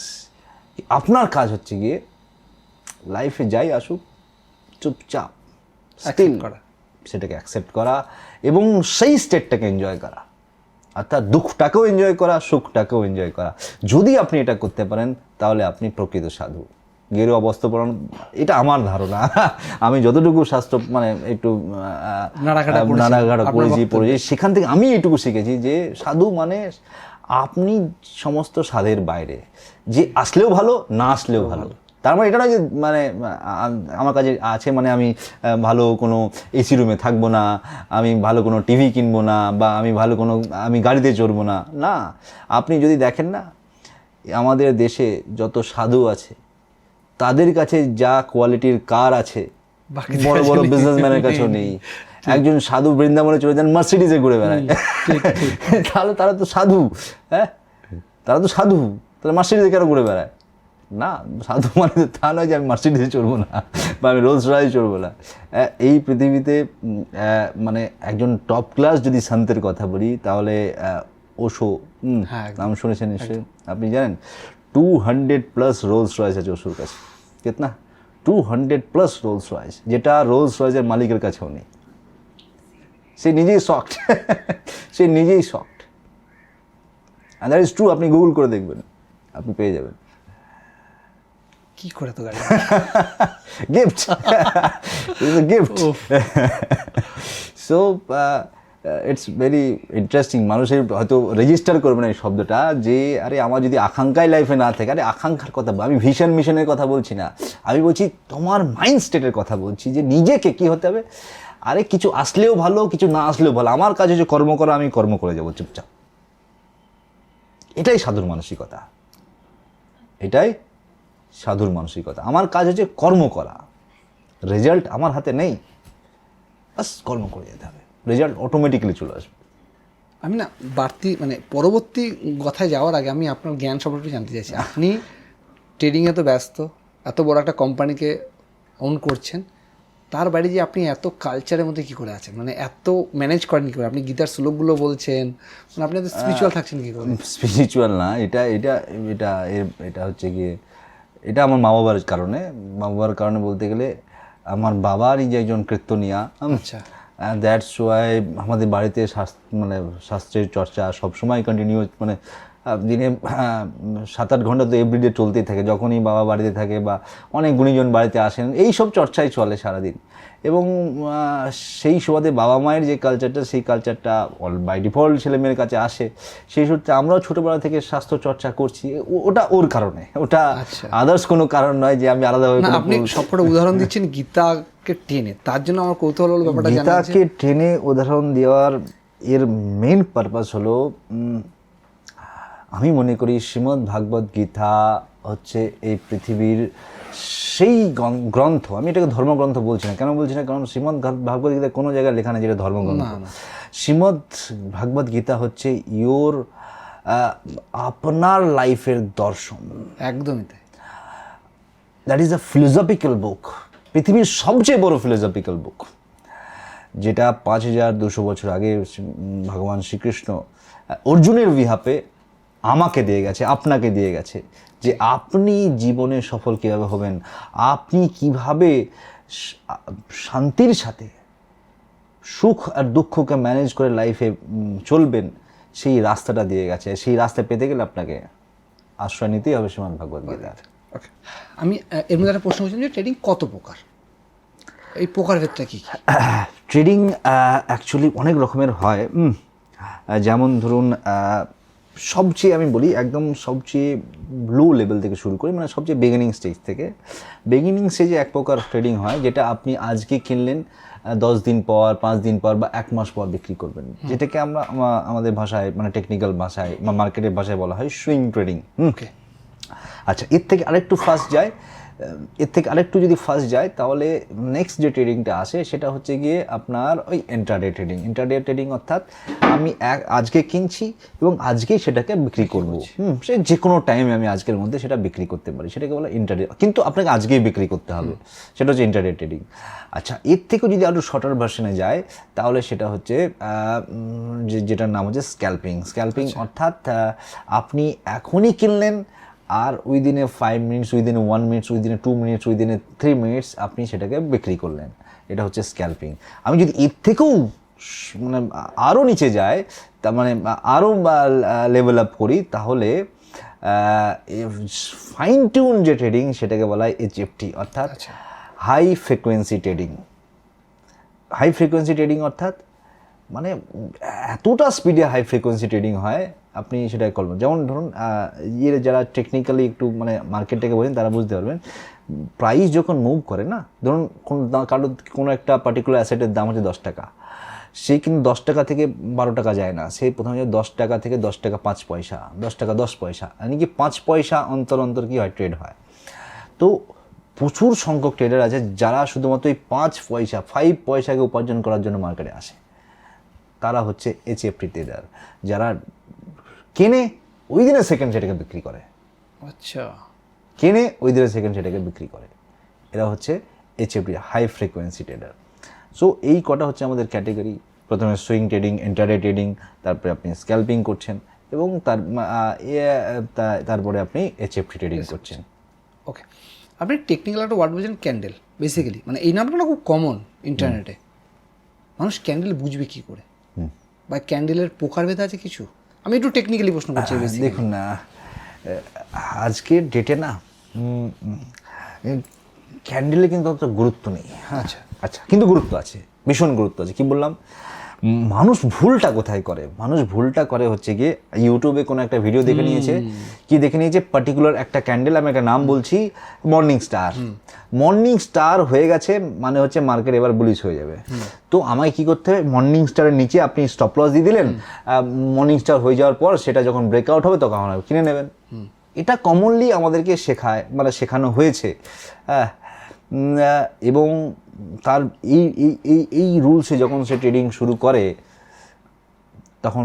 তখন তাকে লসেসের সামনা করতে হয়। আচ্ছা, কেন করতে হয় আমি আগেই বলেছি, অ্যানালিসিস আর স্ট্র্যাটেজি আলাদা, মনে আছে?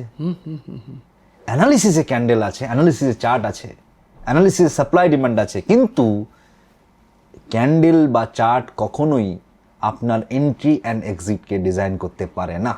আচ্ছা, মানুষের ম্যাক্সিমাম বিগিনার্সদের ভুল এটাই, তারা ইউটিউবে খুঁজে বেড়াবে যে আমি কীভাবে কিনবো, কীভাবে বিক্রি করবো, 1000টা ক্যান্ডেল দেখিয়ে দেয়। 1000টা বলা ভুল, 50-60টা তো ক্যান্ডেল, বিভিন্ন প্রকারের ক্যান্ডেল আছেই।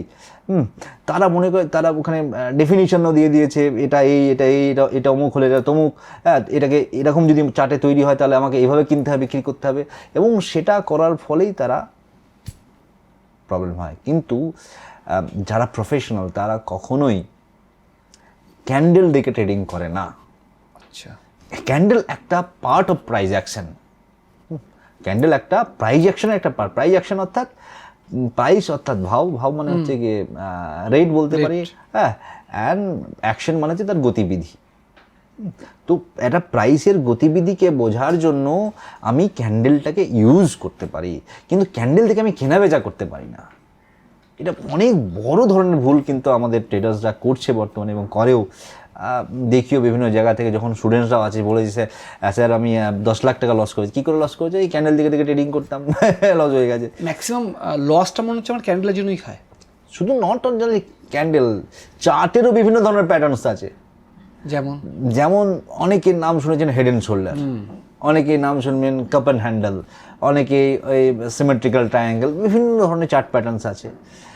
লোকে মনে করে এই হেড অ্যান্ড শোল্ডার মানে একটা bearish pattern, head and shoulder হয়ে গেল, নেকলাইন ব্রেক হয়ে গেল, আমাকে এন্টার করতে হবে, এবং যেই আপনি এন্টার করবেন মার্কেট হয়ে যাবে উল্টো এবং আপনাকে সেখানে লস নিতে হবে। একটা জিনিস ভালো করে বুঝতে হবে, হেড অ্যান্ড শোল্ডার দেখে আপনি অ্যানালিসিস করতে পারেন মার্কেট, কিন্তু কিনতে পারেন না। আচ্ছা, যদি কিনতে যান তাহলে ভুল হবে। কেন ভুল হবে? কারণ trading is a zero sum game, অর্থাৎ আপনার লস হবে তো আমার প্রফিট, বা আমার লস হলে তো আপনার প্রফিট হবে, দুজনেই প্রফিট করতে পারবে না। তাহলে যদি আপনাকে প্রফিট করতে হয় আপনাকে সেই জিনিসটা জানতে হবে যে জিনিসটা কেউ জানে না। অর্থাৎ যে জিনিস সবাই জানে সেই কাজই যদি আপনিও করেন আপনিও একইভাবে যাবেন। আমরা অ্যাকচুয়ালি কাদের এগেনস্টে কাজ করছি? আমাদের এগেনস্টে আছে বড় বড় ইনস্টিটিউশন যারা মোটা মোটা ফান্ড নিয়ে কাজ করছে। আমি আজকে দুদিন মার্কেটে আমার যার সঙ্গে আমার এই ইন্ডাস্ট্রির সঙ্গে কোনো সম্পর্কই নেই, আমি ঢুকে গেলাম 50,000 টাকা নিয়ে এবং একটা কোনো পার্টিকুলার কলপুট কিনে নিলাম, আর মার্কেট আমাকে পয়সা দিয়ে দেবে? আরে না ভাই, সামনে এক্সপার্ট বসে রয়েছে, তারা ফাইন্যান্স নিয়ে কত পড়াশুনো করেছে, তারা কেউ পিএইচডি করেছে, কেউ মাস্টার্স করেছে, কেউ অলরেডি হেজ ফান্ডের থেকে থেকে থেকে থেকে নিজেকে তৈরি করেছে।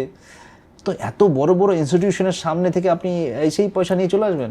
অতটা সোজা মোটেও না, মোটেও না।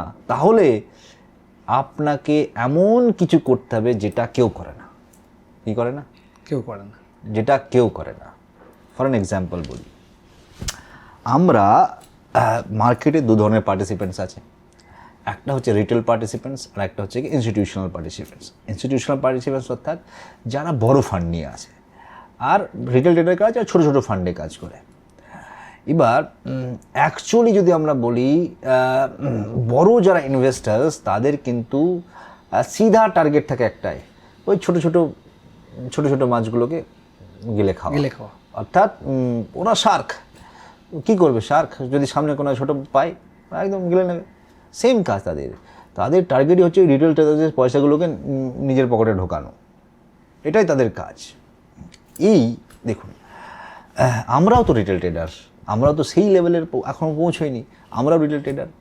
তাহলে আমাদের মধ্যে, ইনস্টিটিউশনের মধ্যে আর একজন রিটেল পাবলিক ট্রেডার বিগিনার্সদের মধ্যে পার্থক্যটা কি আমি ভালো করে বোঝাচ্ছি। মনে করুন শিকারী, মৎস্য শিকারী, যারা মাছ ধরে, মনে করুন মাছ যারা ধরে তারা হচ্ছে ইনস্টিটিউশন। কি ইনস্টিটিউশন? আচ্ছা, এই মাছ ধরা এবং তারা মাছ ধরতে এসছে, মানে মাছ কারা? মাছ হচ্ছে আমাদের মতন ছোটো ছোটো রিটেল ট্রেডার্সরা। ওকে, ঠিক আছে।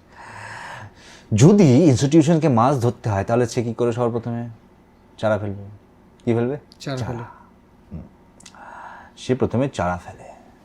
চারা যখন ফেলে, সেই চারা দেখে যত রিটেল ট্রেডার্স আছে সবাই সেই চারাটাকে খাওয়ার জন্য একসঙ্গে ঝাঁপিয়ে পড়বে সেই চারার দিকে। আর যখনই সবাই এক জায়গায় জড়ো হয়ে যাবে, উপর থেকে সে একটা জাল ফেলবে, জাল ফেলে সবাইকে সেট আপ উপরে। এখানেই যারা প্রো ট্রেডার, অর্থাৎ আমাদের মতন ট্রেডার, তারা চুপচাপ করে কাহানিটাকে স্টাডি করবে। কি করবে? টোপ আসলো, টোপ আসার সঙ্গে সঙ্গে সবাই খবর পেল, সবাই যাওয়া শুরু করলো, সবাই যাচ্ছে, সে দেখছে বসে বসে, সবাই যাচ্ছে, সবাই পৌঁছে গেছে, জাল পড়ে গেছে, তাদেরকে তুলে নিয়েছে, তুলে নেওয়ার পর লাস্টে যেটুকু পড়ে থাকবে সেটুকুই খাবে। শেষে যেটুকু পড়ে থাকবে সেটুকু খাবে। কিন্তু প্রথমে যারা ঝাঁপিয়ে পড়লো তাদের ভুল কী হলো? তারা পুরোটা খেতে গেছিলো। তারা ভাবছিল কারাবাড়ি শুরু করে দিয়েছে যে আমি খাবো, সবাই গিয়ে এক জায়গায় জড়ো হয়ে গেছে। কিন্তু প্রো ট্রেডাররা এটা করে না। প্রো ট্রেডাররা বোঝে যে টোপ কোনটা। প্রো ট্রেডাররা বোঝে যে অ্যাকচুয়ালি এটা আমাকে লোভ দেখানো হচ্ছে। আমি আগেই বলেছিলাম, মার্কেট বারবার আপনার ইমোশনে অ্যাটাক করে। সে জানে যে আপনি লোভী, আপনি গ্রিডি, আপনি নিডি, আপনার মধ্যে ফিয়ার আছে, সে জানে। তাই সে বারবার জেনে শুনে আপনার মধ্যে ফিয়ার তৈরি করে, আপনার মধ্যে গ্রিড তৈরি করে, যাতে করে আপনি গ্রিডি হন। কিন্তু প্রো ট্রেডার এটা বোঝে, তাই তারা অ্যাকশনস প্রপার সিস্টেমে নেয়। আচ্ছা, আমি যদি আপনার এই কথাটা রেজ ধরে একটা কথা বলি, সেটা হচ্ছে যে আমরা শুনি অনেক সময় যে মার্কেট কিছু লোক কন্ট্রোল করে, কিছু কোম্পানি বা কিছু বড় বড় হাউস পুরো মার্কেটে কন্ট্রোল করে, সেই অনুসারে কোনো সময় মার্কেট ওঠে, কোনো সময় মার্কেট নামে। আজ তো কি সত্যি? একদম সত্যি, একদমই সত্যি। এতে কোনো দ্বিধা, মানে কোনো কোয়েশ্চেন মার্ক নেই, আর আসবেও না কোয়েশ্চেন মার্ক। মার্কেট হচ্ছে গিয়ে 90% অপারেটর ড্রিভেন। আচ্ছা, অর্থাৎ 90% মার্কেট কেউ না কেউ জেনে শুনে চালাচ্ছে, আর 10% মার্কেট হচ্ছে সেন্টিমেন্টাল, অর্থাৎ কোনো নিউজ বেসড বা কোনো ইভেন্ট বেসড। অর্থাৎ আজকে পার্টিকুলার কোনো একটা দেশে ওয়ার ঘোষণা হয়ে গেল, তার যে ইম্প্যাক্টটা পড়বে সেটা কিন্তু কারোর কন্ট্রোলে থাকে না, না অপারেটরদের কন্ট্রোলে থাকে না, আমাদের মানে কোনো কারোর কন্ট্রোলে থাকে না। তো সেটা 10%ই দেখা যায়। অর্থাৎ একটা বছরে যদি আপনার 200 দিন ট্রেডিং হয়, হয়তো 20 দিন আপনি সেরকম দিন পাবেন, কিন্তু বাকি যে দিনগুলো সেটা কেউ না কেউ জেনে শুনে চালাচ্ছে, আচ্ছা, এক্স্যাক্টলি চালাচ্ছে। এখান থেকে প্রফিট বার করবে কি করে Same. যারা বিগিনার? সেম আমি কি বললাম, প্রথম কথা হচ্ছে গিয়ে আপনি যদি আপনি অর্থ উপার্জন করতে হয় মার্কেটে, তাহলে আপনাকে ওই যে ইনস্টিটিউশন আছে তাদের দলে ঢুকতে হবে। আচ্ছা, কী করতে হবে? তাদের দলে ঢুকতে হবে। তাদের দলে ঢোকার উপায় কি? তাদের মতো পয়সা লাগবে, হ্যাঁ কি না? আচ্ছা, পয়সা না থাকলেও কি করা সম্ভব নয়? পয়সা না থাকলে নিশ্চয়ই করা সম্ভব। কী হবে? নিশ্চয়ই আমার কাছে পয়সা নেই, মানছি পয়সা নেই, কিন্তু সে যে চিন্তাভাবনা করে নিজের অর্থটা লাগায়, আমি সেই চিন্তাভাবনাটা কেন করতে পারবো না? অর্থাৎ অপারেটর যে চোখে মার্কেটটাকে দেখে, সেই চোখে যদি আমিও মার্কেটটাকে দেখা শুরু করি, দরকার নেই আমার অপারেটরের মতো পয়সা, আমার 50,000 টাকা 1 লাখ টাকা যথেষ্ট, তাহলে আমি নিজেও মার্কেট অপারেটর হতে পারি। কি হতে পারি? Market operator. আমি নিজেও মার্কেট অপারেটর হতে পারি, এবং আমি মনে করি আমি নিজে মার্কেট অপারেটর। কেন?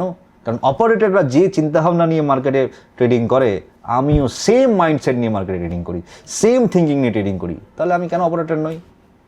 এই অপারেটর যে কেউ হতে পারে, আচ্ছা, যে কেউ হতে পারে। একদিনে হবে? মোটেও না। তার জন্য তাকে সময় দিতে হবে, মার্কেটের প্রত্যেকটা জিনিস পাই টু পাই তাকে লার্ন করতে হবে। আপনাকে একটা কথা বলছি, আপনি জানেন মার্কেট কথা বলে? ইয়েস, মার্কেট কথা বলে। কিভাবে? মার্কেট কথা বলে, যেমন আমরা কথা বলছি, আমি বাংলা বলছি, আপনি বুঝছেন। কেন বুঝছেন? কারণ আপনি বাংলা ভাষা বোঝেন। ঠিক। আমি কখনো ইংলিশ ইউজ করছি, আপনি বুঝছেন। কেন বুঝছেন? কারণ ইংলিশ বোঝেন আপনি। আমি হিন্দি বলছি, আপনি বুঝছেন, কারণ আপনি হিন্দি বোঝেন, তাই আমার কথাটাকে বুঝতে পারছেন। ঠিক তেমনই মার্কেটেরও ভাষা আছে। যে ভাষায় মার্কেট কথা বলে, আপনি যদি সেই মার্কেটের ভাষাটাকে জানেন, তাহলে আপনিও মার্কেটের সঙ্গে কথা বলতে পারবেন। আচ্ছা, দ্যাট ইজ কল মার্কেটের ল্যাঙ্গুয়েজ। আপনাকে আগে মার্কেটের ল্যাঙ্গুয়েজটাকে জানতে হবে, যে মার্কেটের ল্যাঙ্গুয়েজ কি, যে ভাষায় মার্কেট কথা বলে, তাহলে আপনিও মার্কেটের সঙ্গে লাইভ কমিউনিকেট করতে পারবেন। দ্যাট ইজ করা সম্ভব, আমরা করি। আপনার এত বছর এক্সপিরিয়েন্স, আমি যদি একটা উদাহরণ খুঁজতে চাই, যাকে আপনি একদম শূন্য থেকে একটা ভালো প্রফিটে নিয়ে গেছেন, হয়তো একসময় তিনি হাল ছেড়ে দিয়েছিলেন, আপনি আগেই বললেন যে অনেক স্টুডেন্ট আছে যারা অনেক লস করে আসে, আপনি তাদের মাইন্ডসেটকে কীভাবে পরিবর্তন করেন? যে একটা উদাহরণস্বরূপ আমি জানতে চাইছি ব্যাপারটা। সবার প্রথমে আমি তাদেরকে একটা সিস্টেমের মধ্যে ফেলি। সেই সিস্টেমটা হচ্ছে গিয়ে, প্রথম যে 5 স্টেপ প্রসেস বলেছিলাম, বেসিক, তারপর অ্যানালিসিস, তারপর স্ট্র্যাটেজি, তারপর রিস্ক ম্যানেজমেন্ট, দেন তাদের মধ্যে সাইকোলজিক্যাল আউটফিট তৈরি করি। আপনি নিশ্চয়ই আমার পরিচয়টা নিশ্চয়ই আপনার অডিয়েন্সরা জানে যে আমি সুপ্রতিম ঘোষ নই, আমি ডক্টর সুপ্রতিম ঘোষ। এই যে ডক্টরটা, এটা এসছে পিএইচডির কারণে। I M A psychologist, I am PhD in psychology. So psychology আমি বুঝি, সাইকোলজি নিয়ে আমি পড়াশুনো করেছি। সো দ্যাটস ওয়াই সাইকোলজিতে আমার স্ট্রেংথ আছে, যেমন ট্রেডিং আছে তেমন সাইকোলজিতেও আছে।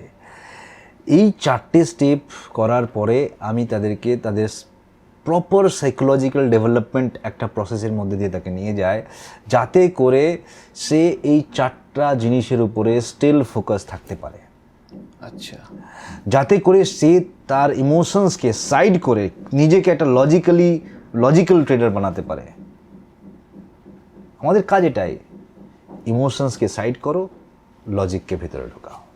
when you are on the trading desk, অন্য সময় নয়, তাহলে তো লাইফ খারাপ হয়ে যাবে। বিনা emotions human being is useless. হ্যাঁ, তার কোনো কাজ নেই। ইমোশনস যার মধ্যে নেই, সে তো মানুষই না। হ্যাঁ, তাহলে কী লাভ তার জীবনে বেঁচে থাকার? তাহলে ইমোশনসকে দূর করলে হবে না। যখন আমি ট্রেডিং ডেস্কে আছি, সেই সময় যেন ইমোশনস আমার মধ্যে না আসে, সেই সময় যেন আমি গ্রিডি না হয়, সেই সময় যেন আমার মধ্যে ফিয়ার না আসে, সেই সময় আমার যেন ফোমো না আসে, সেই সময় যেন আমার মধ্যে নিরি ভাবনা না আসে। এটাই আমাদের কাজ। সেটা করতে গেলে যা করা দরকার, যে সাইকোলজিক্যাল প্রসেসে নিয়ে যাওয়া দরকার, আমি তাদেরকে সেই সাইকোলজিক্যাল প্রসেসে নিয়ে যাই।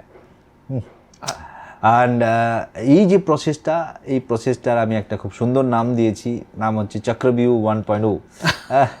চক্রবিউ অর্থাৎ এই ট্রেডিং এমন একটা জগৎ না, অনেক মানুষ আমি দেখছি, এবং আমি নিজেও একদিন এই স্টেজে ছিলাম, অনেক মানুষ এই মার্কেটে ঢুকে যাচ্ছে। কেন ঢুকছে? দ্রুত অর্থ উপার্জন করার আশায় এবং দ্রুত কোটিপতি হওয়ার আশায় ঢুকে তো যাচ্ছে। ঢোকার পরে কী হচ্ছে, না ভালোভাবে করতে পারছে, না বেরোতে পারছে। যেমন মহাভারতের যুদ্ধের সময় অভিমন্যু চক্রবীর মধ্যে ঢুকে গেছিলো, কারণ চক্রবীর ঢোকার রাস্তা জানতো। তো আমাদের যারা ট্রেডার্সরা আছে, যারা বিগিনার্স, তারা সবাই ট্রেডিংয়ে ঢোকার রাস্তাটা জানে।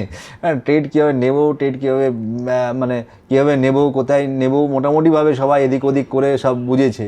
কিন্তু কেউ এখান থেকে বেরোনোর রাস্তা খুঁজে পায়নি বা পায় না, ভিতরে পড়ে পড়ে মার পায় না। ট্রেডিংটাকে তারা ভালোভাবে নিতে পারে, না ছাড়তে পারে, মানে না গিলতে পারে, না উল্লাতে পারে, মানে পুরো ফেসে রয়ে গেছে, অর্থাৎ একটা চক্রবিউর মধ্যে ফেসে রয়ে গেছে। তাই আমি আমার প্রোগ্রামের নাম রেখেছি চক্রবিউ 1.0। এখানে এই চক্রবিউর 1.0 এর ফোকাসই হচ্ছে গিয়ে ওই 5টা স্টেপ, অর্থাৎ basic analysis, strategy, risk management and psychologically তাকে ডেভেলপ করা। এই 5টা জিনিসকে তার ভিতরে পুট করা। আপনি জাস্ট বলছিলেন যে একটা উদাহরণ দিয়ে আমাকে বোঝানোর জন্য, যেমন কিছুদিন আগে বিহার থেকে একজন স্টুডেন্টস আমাদের ব্যাচে এনরোল করে, আমাদের অফিসেও আসে, অফিসে এসে অফলাইন প্রোগ্রামে আমাদের জয়েন করেছিল, এবং তাকে সে 1 মান্থ ধরে ট্রেডিং করে, এবং 1 মান্থ ধরে মানে পুরো প্র্যাকটিক্যাল লার্নিং তার চলে। ডিউরিং দ্য 1 মান্থস তাকে আমি একটাই কথা বলেছিলাম যে এই 1 মাসে তুমি একটাও ট্রেড পাঞ্চ করবে না, এবং সে করেও নি। 1 মাস সে ট্রেড পাঞ্চ করেনি। তার ফলে কি হয়, তার ফলে সে তার ফোকাসটাকে লার্নিংয়ে রাখতে পারে, এবং লার্নিংয়ে রেখে সে প্রপার জিনিসগুলোকে সব লার্ন করার পরে সে বাড়ি যায়। বাড়ি গিয়ে মাঝে মধ্যে আমার সঙ্গে ডেইলি বেসিসে কানেকশন ডেভেলপ, মানে কমিউনিকেট করতে থাকে, বিভিন্ন জিনিসগুলোকে, টপিকগুলোকে নিয়ে ডিসকাস করতে থাকে, এবং করতে করতে করতে করতে তার 3-4 মাস পরে সে একটা জায়গায় আসে। জায়গায় আসার পরে ইউ কান্ট ইমাজিন, তার ওভারঅল লস ছিল near about 40 lakhs, and till right now he was 60 lakhs plus তার পোর্টফোলিও। আপনার কাছে আসার আগে 14 লাখ টাকা লস ছিল? 40 লাখ, 40 লাখ প্লাস লস ছিল। এবং আজকে আমরা যে ভিডিওটা বানাই, এটা বেশি দিনের হয়নি, এটা লাস্ট 13 মান্থ সামথিং হবে, মানে 13 মাস 14 মাস মতো হবে তার আশা থেকে শুরু করে এখন অবধি, মানে তার ওই প্রফিটেবল জার্নি শুরু হওয়ার থেকে আজ অবধি। এবং এই 14 মাসের ডিউরেশনে আজকে হয়তো পোর্টফোলিওটা আরও বেড়ে গেছে, কিন্তু আমি অলরেডি তার পিএনএল সহ, তার যে পিএনএল স্টেটমেন্ট হয় না, পিএনএল স্টেটমেন্ট সহ আমার চ্যানেলে আমি অলরেডি আপলোড করেছি। যদি কেউ অডিয়েন্স দেখতে চায় তাহলে আমার চ্যানেলে গিয়ে সেখানে দেখতে পারে। যদিও আমার আগের একটা চ্যানেল ব্যান হয়ে গেছিলো, তো আবার সেটা মানে আবার একটা নতুন চ্যানেল বানানো হয়েছে, সেই চ্যানেলেও আমি ভিডিওটাকে আপলোড করেছি।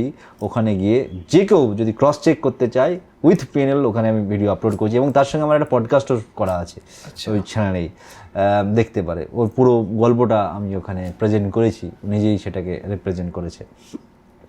তো it is a huge success story. 40 lakh টাকাকে রিকভার করে আবার ওভার 60-70 লাখ একটা পোর্টফোলিও বানানো, ইটস এ হিউজ থিং, এবং এত কম সময়ে। ডেফিনেটলি এটা সবাই পারে না। এটা সে পেরেছে বলে সবাই পারবে না, মানে ডিফার করে। কেউ এই জায়গায় আসতে 5 বছর লাগিয়ে দেয়, কেউ এই জায়গায় আসতে 1 বছর লাগায়, কেউ এই জায়গায় আসতে 3 বছর লাগায়। এটা ডিপেন্ড করছে সবার পার্সোনাল যে লার্নিং সিস্টেম আছে, মেকানিজম আছে বা স্কিল আছে, তার উপরে কে কতটা তাড়াতাড়ি বিষয়টাকে ক্যাপচার করতে পারছে। আমরা ট্রেডিংয়ের কথা যখনই আলোচনা করি বা ডিসকাশন করি, তখন দুটো শব্দ কানে আসে, একটা হচ্ছে ফরেক্স ট্রেডিং আর হচ্ছে ইন্ডিয়ান স্টক ট্রেডিং। দুটোর মধ্যে ডিফারেন্স কী আছে? দুটোর মধ্যে যদি ডিফারেন্স আমরা খুঁজতে যাই, ফরেক্স ট্রেডিংটা হয় অ্যাকচুয়ালি, ফরেক্স অ্যাকচুয়ালি পৃথিবীর সবচেয়ে বড় মার্কেট, যেখানে পার ডে মানে ট্রিলিয়ন্স ডলার্স, মানে $8 ট্রিলিয়ন উপরে পার ডে ওদের ট্রানজ্যাকশন হয় ডেলি, মানে টার্নওভার। ফরেক্স মার্কেটটা অ্যাকচুয়ালি হচ্ছে তাদের জন্য যারা বিদেশ বাণিজ্যের সঙ্গে যুক্ত আছে। আচ্ছা, কিসের সঙ্গে? বিদেশ। This is not for all. কারণ ওখানে কারেন্সি পেয়ারে ট্রেডিং করা হয়, কিসে? কারেন্সি পেয়ারে। আর একটা কী হয়, গোল্ড ট্রেডিং হয়। গোল্ড অ্যান্ড কারেন্সি পেয়ারে যে ট্রেডিং করা হয় সেই ট্রেডিংটাকে বলে, মানে অ্যাকচুয়ালি কারেন্সি ট্রেডিং, কারণ গোল্ডও কারেন্সি। গোল্ডও কি? গোল্ডও ওয়ান কাইন্ড অফ কারেন্সির মধ্যেই পড়ছে, তাই কারেন্সি ট্রেডিংটাকে বলা হয় ফরেক্স ট্রেডিং। কিন্তু ইন্ডিয়ান স্টক মার্কেটে কী হয়, ইন্ডিয়ান স্টক মার্কেটে আমরা ট্রেড করছি বাকি অন্যান্য ফাইন্যান্সিয়াল অ্যাসেটে। আচ্ছা, বাকি অন্যান্য ফাইন্যান্সিয়াল অ্যাসেট বলতে গেলে বিভিন্ন কোম্পানিজ আছে, যাদের বন্ডস আছে, যাদের সিকিউরিটিজ আছে, সেগুলোতে আমরা ট্রেড করছি। ইন্ডিয়াতেও কারেন্সি ট্রেডিং শুরু হয়েছিল, ইন্ডিয়ান যারা ব্রোকার আছে তারাও কিছুদিনের জন্য এটাকে শুরু করেছিল, কিন্তু আবার আমাদের সেবি ওটাকে ব্যান করে, এবং ইন্ডিয়াতে বর্তমানে ফরেক্স ট্রেডিং কিন্তু ইলিগাল। ইয়েস, ফরেক্স ট্রেডিং যদি আপনি করেন আপনার জেল পর্যন্ত হতে পারে। তো ইলিগাল থিংসকে প্রমোট করাটা আমরা প্রমোট করি না, অর্থাৎ প্রমোট না করাটাই বেস্ট। তাই ইন্ডিয়াতে ইলিগাল। ওই জন্য অনেক সময় দেখে থাকবেন যে ভালো ভালো যারা ফরেক্স ট্রেডিং করে, বড় বড় অর্থ নিয়ে করতে যায়, তারা অলরেডি দুবাই শিফট হয়ে গিয়ে সেখান থেকে করেন, কারণ ইন্ডিয়াতে ইলিগাল, ইন্ডিয়াতে করতে পারবে না। যখন একজন বেসিক ট্রেডিং শিখলো এবং ট্রেডিংয়ের প্রসেসে যাবে বা শুরু করবে, তখন নানা রকম অ্যাপস থাকে ভারতবর্ষে, নানা রকম অ্যাপসের মাধ্যমে হয়। এই অ্যাপসগুলো অথেন্টিক কীভাবে বিচার করবে বা কীভাবে সেটা রিসার্চে পাবে? অথেন্টিকের কিছু নেই, মেনলি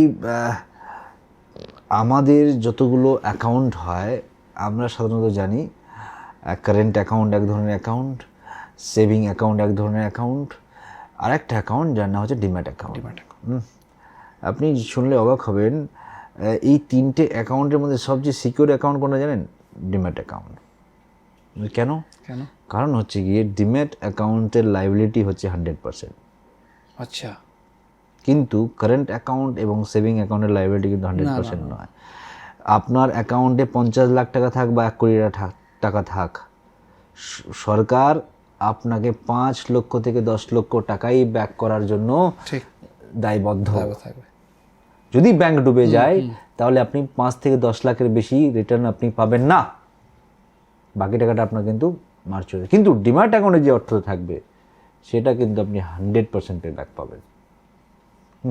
এই যে ডিম্যাট অ্যাকাউন্ট হয়, ডিম্যাট অ্যাকাউন্ট আমাদেরকে সাধারণত দেখতে হয় একটাই, যে সেবির আন্ডারে রেজিস্টার্ড কারা কারা ব্রোকার আছে তাদের সেটাকে চেক করে আমরা সেখানে অ্যাকাউন্ট ওপেন করতে। বর্তমানে ইন্ডিয়াতে 8,000+ ব্রোকার আছে। কত?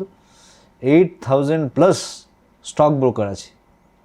তাদের মধ্যে কিছু ফুল টাইমস ব্রোকার আছে, মানে ফুল সার্ভিস ব্রোকার, কিছু কিছু ডিসকাউন্ট ব্রোকার আছে। আমরা কথা শুরুতে বলেছিলাম যে ট্রেডিং এবং ইনভেস্টমেন্ট পার্ট দুটো আলোচনা করবো। আমরা ট্রেডিংটা আপনি খুব সুন্দরভাবে বোঝালেন, এবার আসি ইনভেস্টমেন্ট পার্টে। যারা ইনভেস্টমেন্ট করতে চায়, যাদের 1 লাখ, 5 লাখ, 10 লাখ টাকা আছে, তারা ভাবছেন ট্রেডিংয়ে যাবো না, আমার শিখতে সময় লাগবে বা আমার লস হওয়ার ভয় থাকবে, তারা ইনভেস্টমেন্ট করতে চায়। তারা সেই ইনভেস্টমেন্ট কোন প্রসেসে করতে পারে শেয়ার মার্কেটে? দেখুন, ইনভেস্টমেন্ট করতে গেলে আমি মনে করি দুটো ওয়ে আছে। আপনার যদি সময় থাকে তাহলে আপনি নিজে থেকে রিসার্চ করে করতে পারেন, আর যদি সময় না থাকে সহজ উপায় মিউচুয়াল ফান্ড আছে। আপনি ভালো ভালো কিছু মিউচুয়াল ফান্ড সিলেক্ট করুন। গুগলে ভালো করে যদি আপনি সার্চ করেন, আপনি এখন এআইজ আছে, ChatGPT-কে এবার যদি ভালোভাবে কোশ্চেন করেন যে কোন কোন মিউচুয়াল ফান্ড আমাকে ভালো ভালো পাস্ট পারফরমেন্স অনুসারে কী কত রিটার্ন জেনারেট করেছে, আপনি সেখান থেকে আরামসে পেয়ে যাবেন। অ্যাজ পার দ্যাট যাদের রিটার্ন ভালো আছে সেই সমস্ত, কারণ আমি তো ডাইরেক্টলি এখানে রেকমেন্ড করতে পারি না কাউকে, তাহলে আমি রেকমেন্ড আমি করতেও পারি না আর করবও না। তো আমি একটা ওয়ে বলছি, ওয়ে হচ্ছে গিয়ে চুপচাপ আপনি গুগলে সার্চ করুন, আপনি চ্যাটজিপিটিকে সার্চ করুন, বা অন্যান্য আরও অনেক এআই টুলস আছে, সেখানে গিয়ে Skinner.ai আছে, এরকম অনেক প্ল্যাটফর্ম আছে, অ্যালগো টেস্ট বলে একটা প্ল্যাটফর্ম আছে, এই সমস্ত জায়গায় গিয়ে আপনি ওখানে কোয়ারি রেজ করে দেখুন যে কোন কোন এএমসিস আছে যারা ভালো রিটার্ন দিয়েছে, সেগুলোকে চুজ করে শুধুমাত্র মাথায় রাখবেন পার্টিকুলার কোনো একটা অ্যাসেটের উপরে বিশ্বাস রাখবেন না বা ভরসা রাখবেন না, একটু ডাইভার্সিফাই করে যদি 5 লাখ টাকা ইনভেস্ট করতে হয় তাহলে 1 লাখ করে 5টা জায়গায় করুন। এই জিনিসটাকে মাথায় রেখে নিজে থেকেই করতে পারে যে কেউ, যদি সময় না থাকে। আর যদি সময় থাকে তাহলে ওই জিনিসটায় আপনি নিজে পার্টিকুলারলি কোনো স্টকে ইনভেস্ট করতে পারেন। তার জন্য আমার বেস্ট মানে একটাই কথা, যে কোনো একটা ছোট অল্প পয়সায় বা ফ্রিতেও অনেক ইউটিউবে সংশোধন আছে স্টকের জন্য, কিন্তু ট্রেডিংয়ের জন্য আমি কখনো ইউটিউবকে রেকমেন্ড করবো না। কেন রেকমেন্ড করবো না? কারণ ট্রেডিংয়ে যে জিনিসগুলো সবাই জানে সেখান থেকে আপনি কখনোই অর্থ উপার্জন করতে পারবেন না। তাই ট্রেডিং কখনোই ইউটিউব দেখে আপনি শিখতে পারবেন না বা বই পড়ে শিখতে পারবেন না। আচ্ছা, আপনি নতুনদের বারণ করছেন যে ইউটিউব দেখে বা বই দেখে ট্রেডিং না করা? হবেই না। কেন হবে না? কারণ হচ্ছে গিয়ে যে জিনিস সবাই জানে সেই জিনিস কখনোই আপনাকে প্রফিট রোজগার করে দিতে পারে না, কারণ that is a zero sum game. Okay, একজনের লস হবে তো একজনের প্রফিট হবে। হ্যাঁ, একজন লস হবে একজন প্রফিট হবে, যেটা আপনি আগেও বলেছেন। কিন্তু ইনভেস্টমেন্ট আলাদা জিনিস। ইনভেস্টমেন্ট আপনি ইউটিউব থেকে শিখতে পারেন। অনেক ভালো চ্যানেলস আছে যারা ভালোভাবে শিখিয়েছে কীভাবে স্টক পিক করতে হয়, কীভাবে কী জিনিস দেখতে হয়, সেগুলো দেখে আপনি আরামসে সেখানে অর্থ ইনভেস্ট করতে পারেন। ইনভেস্টমেন্ট পার্টের মধ্যে একটা বড় নাম আসে আইপিও, যদি শেয়ার মার্কেটের কথা বলি, এই বিষয়টা কি যদি একটু আলোকপাত করেন? IPO means initial public offering. Okay, initial public offering অর্থাৎ এটাকে যদি আমি একটা সহজ উপায় বলি, সহজ ভাবে বলি, তাহলে আগে কি হতো ইন্ডিয়াতে কি হতো কি যে কোনো কোম্পানি ডাইরেক্টলি তাদের ভ্যালুয়েশনকে রিপ্রেজেন্ট করতো সেবিতে, এবং সেটা ক্যাশ মার্কেটে গিয়ে লিস্ট হতো। কিন্তু এখন এখানে দেখা যাচ্ছে যে অনেক মানুষের অর্থ কিন্তু ফেসে যেত। কেন ফেসে যেত? কোম্পানি ভুলভাল ভ্যালুয়েশন সেখানে দিয়ে দিত। তো কোম্পানি বলছে যে আমার কোম্পানির পার শেয়ারের দাম হচ্ছে এই, সেবি বলছে আচ্ছা এ তো তুমি বলছো, কিন্তু সেটাকে আবার ভেরিফাই করতে হবে, রিভ্যালুয়েশন করতে হবে। তো ভ্যালুয়েশনকে রিভ্যালুয়েট করার যে প্রসেস, তার নাম হচ্ছে আইপিও। আচ্ছা, তো এখানে কি করা হয়? এখানে বলা হয় যে তুমি এবার পাবলিককে অফার করে দেখো, পাবলিক কি তোমার এই রেটে ইন্টারেস্টেড হচ্ছে। যদি ইন্টারেস্টেড হয় তাহলে তোমার এই দামটা ঠিক আছে, অর্থাৎ যে রেটে পাচ্ছ, যে রেটে তুমি বলেছো, সেই রেটেই লিস্ট হবে তোমার কোম্পানি। যদি পাবলিক ইন্টারেস্ট না দেখায় তাহলে তার থেকে কম রেটে লিস্টেড হবে, অর্থাৎ আইপিও ফেল হয়ে যাবে। আর যদি দেখা যায় যে মানুষের ব্যাপক সারা অর্থাৎ বলে না একটা শব্দ শুনে, over subscribe IPO. Over subscribe IPO মানে কি? আপনার আপনি বাজারে ছেড়েছেন 10 লাখ শেয়ার, অর্ডার এসছে 50 লাখ শেয়ার। তার মানে কি? আপনার শেয়ার, আপনার কোম্পানির আইপিও 5 গুণ বেশি সাবস্ক্রাইব হয়েছে, অফার এসছে বা অর্ডার এসছে আপনার কাছে। তাহলে কি হবে? তাহলে আপনি যে রেটটা রেখেছেন তার থেকে অনেক বেশি রেটে সেকেন্ডারি মার্কেটে গিয়ে আপনার স্টক, আপনার শেয়ারের প্রাইস লিস্ট হবে। এখানে এই যে আইপিওর প্রসেসটা ম্যাক্সিমামটাই হয় আপনার কম্পিউটারাইজড টিকিট সিস্টেমের মাধ্যমে। Is one kind of lottery system. আপনি আইপিও অ্যাপ্লাই করলে মানেই আপনি আইপিও পাবেন তা নয়, এটা একটা লটারাইজড প্রসেস হয় যার মাধ্যমে আইপিওকে অ্যালোকেট করা হয়। আচ্ছা, এটা যে কেউ কিনতে পারে? যে কেউ ডিম্যাট অ্যাকাউন্ট ওপেন করে সেখান থেকে যে কোনো আইপিওতে অ্যাপ্লাই করতে পারে, কিন্তু পাবে কিনা সেটা ডিপেন্ড করবে অন লটারি। সেটা লটারির উপর ডিপেন্ড। আপনি যারা শেয়ার মার্কেটে আছে, যারা ট্রেডিং করছে, তাদেরকে আপনি সাজেস্ট করবেন যে আইপিওতেও তারা ইন্টারেস্ট দেখাতে পারে? না, এটা তো ডিপেন্ড করে। কেন দেখাতে পারে? নিশ্চয়ই দেখাতে, কারণ এই আইপিও তো একটা পার্ট, যেমন বাকি cash market, equity market, derivatives market part, ঠিক তেমনই আইপিও একটা পার্ট। আইপিও হয় প্রাইমারি মার্কেটে, ওকে, প্রাইমারি মার্কেটে আইপিও যখন লিস্ট হয় কেন, কারণ ওখানে একটা স্কোপ থাকে। কী স্কোপ থাকে? বড় অর্থ উপার্জন করার একটা স্কোপ থাকে। যদি আপনি যে আইপিও যদি আপনি পেয়ে যান বাই ডিফল্ট এবং সেই কোম্পানির যদি ওভার সাবস্ক্রাইবড হয়, তাহলে আপনি তো সেই রেটেই পেয়ে যাবেন, কিন্তু লিস্ট যেটা হবে সেটা হয়তো দ্বিগুণ তিনগুণ রেটে লিস্ট হতে পারে। সেখানে তো আপনি আপনার ইনভেস্টেড অর্থকে ইজিলি সেখানে মাল্টিপ্লাই করে দিতে পারবেন। তার জন্য আপনাকে ভালোভাবে স্টাডি করে যে কোন কোম্পানির স্ট্রেংথ আছে, সেই কোম্পানির strength, weakness, threat and opportunity সোয়াট অ্যানালাইসিস করে আপনাকে অর্থ ইনভেস্ট করতে হবে আইপিওতে। আদারওয়াইজ অনেক আইপিও ফেল হয়েছে আর অনেক আইপিও অনেক সাকসেস হয়েছে, তো একটু দেখে শুনে করতে হবে। মানে ওভারঅল বিষয়ে ট্রেডিং করি বা শেয়ার মার্কেটে যাই বা আইপিওতে যাই, আমাকে শেখাটা খুব ইম্পর্টেন্ট। শেখাটা সবচেয়ে বেশি ইম্পর্টেন্ট হয়ে যায় ট্রেডিংয়ের ক্ষেত্রে।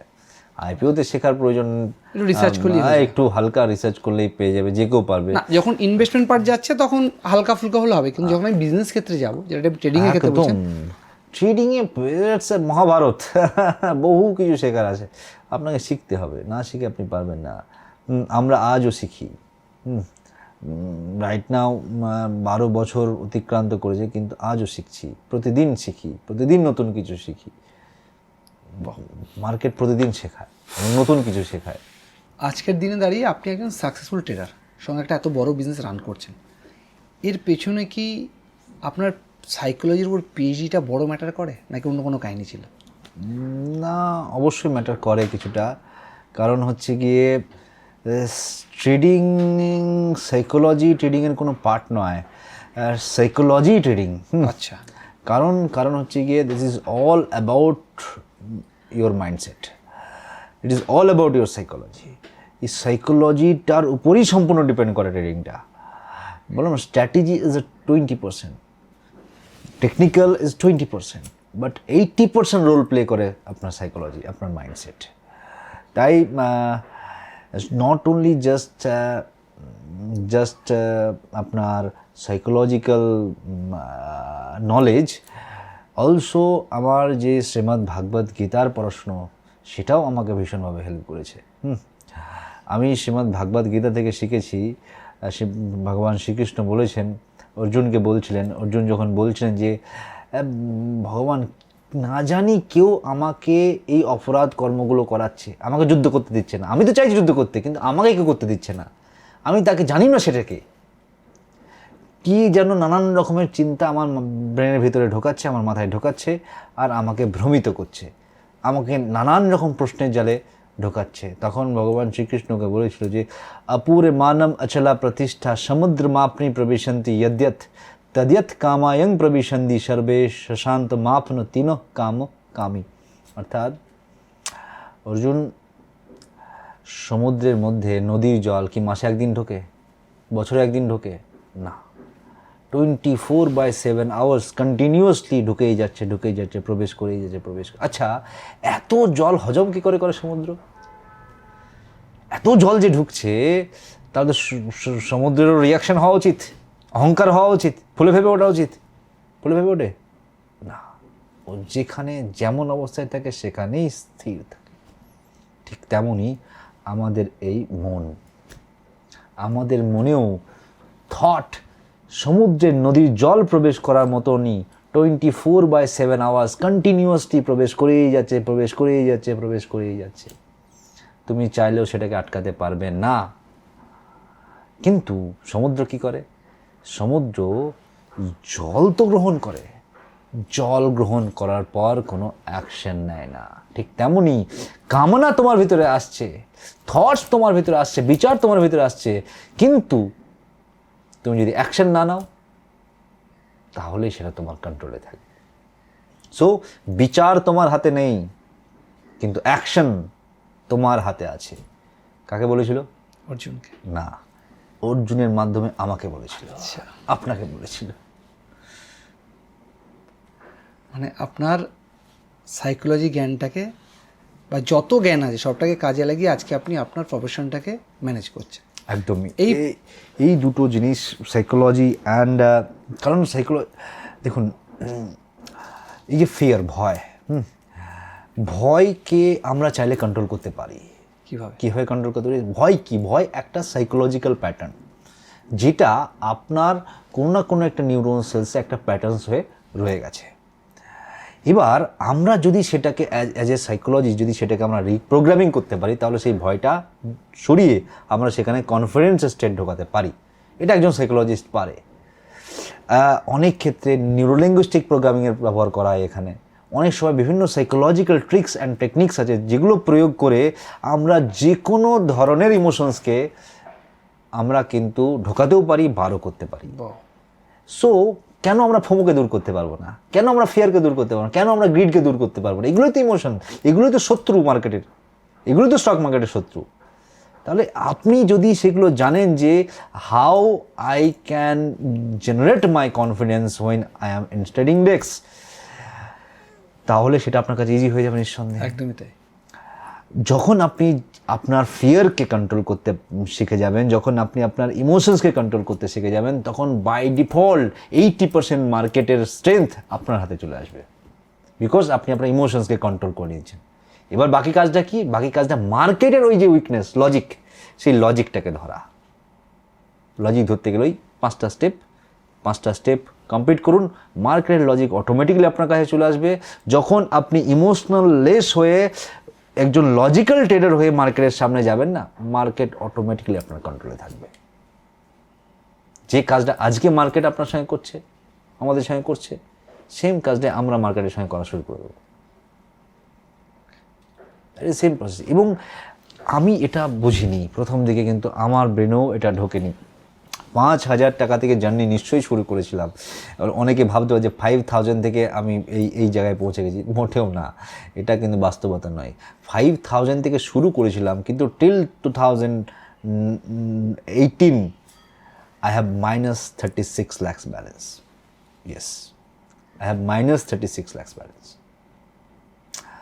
আমার মায়ের যত জুয়েলারি হয় না, গোল্ড জুয়েলারি, মুথুট ফাইন্যান্সে মর্টগেজ হয়ে গেছিল বিকজ অফ মার্কেট। আমার বাবার যত জমি আছে সেগুলো মর্টগেজ রাখতে হয়েছিল, এক আধটা প্রপার্টি সেলও করতে হয়েছে for this huge losses. And সেখান থেকে ওভারকাম করে আমি এই আজকে যেটা আমাকে দেখতে পাচ্ছেন, আজকের আমি। সো এই জার্নিটা ইজি নয়, it's a very tough journey. এখানে অনেক কাঠগড় পুড়িয়ে দিন রাত পরিশ্রম করে এই জায়গাটাকে আমাদের আসতে হয়েছে। তাই আমরা আমার সমস্ত অডিয়েন্স, আমি যে ইনস্টিটিউট প্রতিষ্ঠান শুরু করেছি বা মানুষকে আমার এক্সপিরিয়েন্স অনুভব শেয়ার করছি, তার উদ্দেশ্য একটাই, আমি যে পেইনটাকে ফিল করেছি না, সেটা যেন অন্য কেউ ফিল করুক। That's my main mission. এবং আসেও, খুব দুঃখ লাগে, এমন এমন মানুষ আসে যে কেউ বলে এসে আমি 80 লাখ। লাস্ট ইয়ার্স একজন এসেছিল, he is a retired AGM officer. Retired হওয়ার পরে নিয়ার অ্যাবাউট 1 ইয়ারের কাছাকাছি তিনি তার ফান্ড পেয়েছেন তিনি আফটার রিটায়ারমেন্ট। টোটাল 1 ইয়ার মার্কেটে লস করে দিয়েছে। এবং দুঃখের বিষয়, তিনি নিজেও করেননি, অন্যের কথা শুনে বাই সেল করে সেগুলোকে লস করেছে। আমার কাছে কান্নাকাটি করছিল। তো এগুলো ভীষণ দুঃখজনক, এবং আমি চাই না যে এগুলো।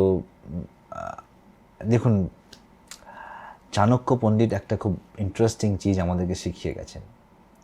চাণক্য পণ্ডিত একদিনে কিন্তু ধননন্দকে পরাজিত করতে পারেনি, মৌর্য সাম্রাজ্যের স্থাপনা করতে পারেনি, তাকে বার পরাজিত হতে হয়েছে। যখন চাণক্য চন্দ্রগুপ্তকে নিয়ে বারবার সৈন্যদল বানিয়ে বারবার যখন অ্যাটাক করছিল ধননন্দের উপরে, যখন পরাজিত হচ্ছিল, তখন তার সৈন্যদলকে, তার ভাবী সম্রাট চন্দ্রগুপ্তকে মোটিভেট করার জন্য বারবার একটা কথা বলতেন যে, Chandragupta, success comes from experience, and experience comes from bad experiences. সফলতা আসে অনুভব থেকে, অভিজ্ঞতা থেকে, আর অভিজ্ঞতা আসে খারাপ অভিজ্ঞতা থেকে। তাই যতক্ষণ না তুমি ফেল হচ্ছ ততক্ষণ তুমি অভিজ্ঞতা অর্জন করতে পারবে না, আর যতক্ষণ না অভিজ্ঞতা অর্জন করো ততক্ষণ সফলতাও পাবে না। কিন্তু যখন বারবার অ্যাটাক করে পরাজিত হচ্ছে না, তখন আর এই মোটিভেশন কাজ করছিল না। তখন চাণক্য একটা কথা এর সঙ্গে অ্যাড করেছিলেন, জানেন সেই কথাটা কি? তখন কথা অ্যাড করেন যে সাকসেস নিশ্চয়ই অভিজ্ঞতা থেকে আসে, আর অভিজ্ঞতা নিশ্চয়ই খারাপ অভিজ্ঞতা থেকে আসে। কিন্তু একজন ব্যক্তি যদি মনে করে যে সব কিছু আমি খারাপ অভিজ্ঞতা করেই সব এক্সপিরিয়েন্স গ্যাদার করব, 7 জন্ম লেগে যাবে, তাও সে সব অভিজ্ঞতা গ্যাদার করতে পারবে না। তাহলে উপায় কি? অলরেডি যে সেই বিষয়ের অভিজ্ঞ, তার কাছে চলে যাও। সে তার সম্পূর্ণ জীবনের অভিজ্ঞতা নিয়ে বসে আছে, চুপচাপ যার কাছে যাও, তার কাছ থেকে অভিজ্ঞতা নিয়ে নাও। কি হবে? 7 জন্ম লাগবে না, সময়টা কমে গেল না? সময় কমে যাবে। সো এটাই বার্তা যে তাই কোথায় গেলে কি কাজ করলে আমার ক্ষতি হতে পারে, আমাকে লসেসের সামনা হতে পারে। ট্রেডিংয়ের অনেক জিনিস আছে, জানেন। Trading is not for everyday. Trading প্রতিদিনের জন্য নয়। ট্রেডিংয়ের পার্টিকুলার ডে থাকে যেদিনকে ট্রেড করা হয়। আপনি যদি না জানেন যে আজকে ট্রেডিং করার দিন কি না, আপনি যদি না জেনে ট্রেড করেন তাহলে তো লস করবেন আপনি। সো কী করাটা উচিত, কী করাটা উচিত নয়, আপনি তখনই সেটা বুঝতে পারবেন যখন আপনি সেই বিষয়ের কোনো অভিজ্ঞ ব্যক্তির সান্নিধ্য লাভ করেন, বা অভিজ্ঞ গুরু বা অভিজ্ঞ মেন্টরের সান্নিধ্য লাভ করবেন। তার অভিজ্ঞতা যদি আপনি নিতে পারেন, আপনার এই পুরো প্রসেসটা অনেক ইজি হয়ে যাবে। অনেক সময় যে সংঘর্ষটা আমরা করেছি সেই সংঘর্ষটা হয়তো আপনাকে করতে হবে না।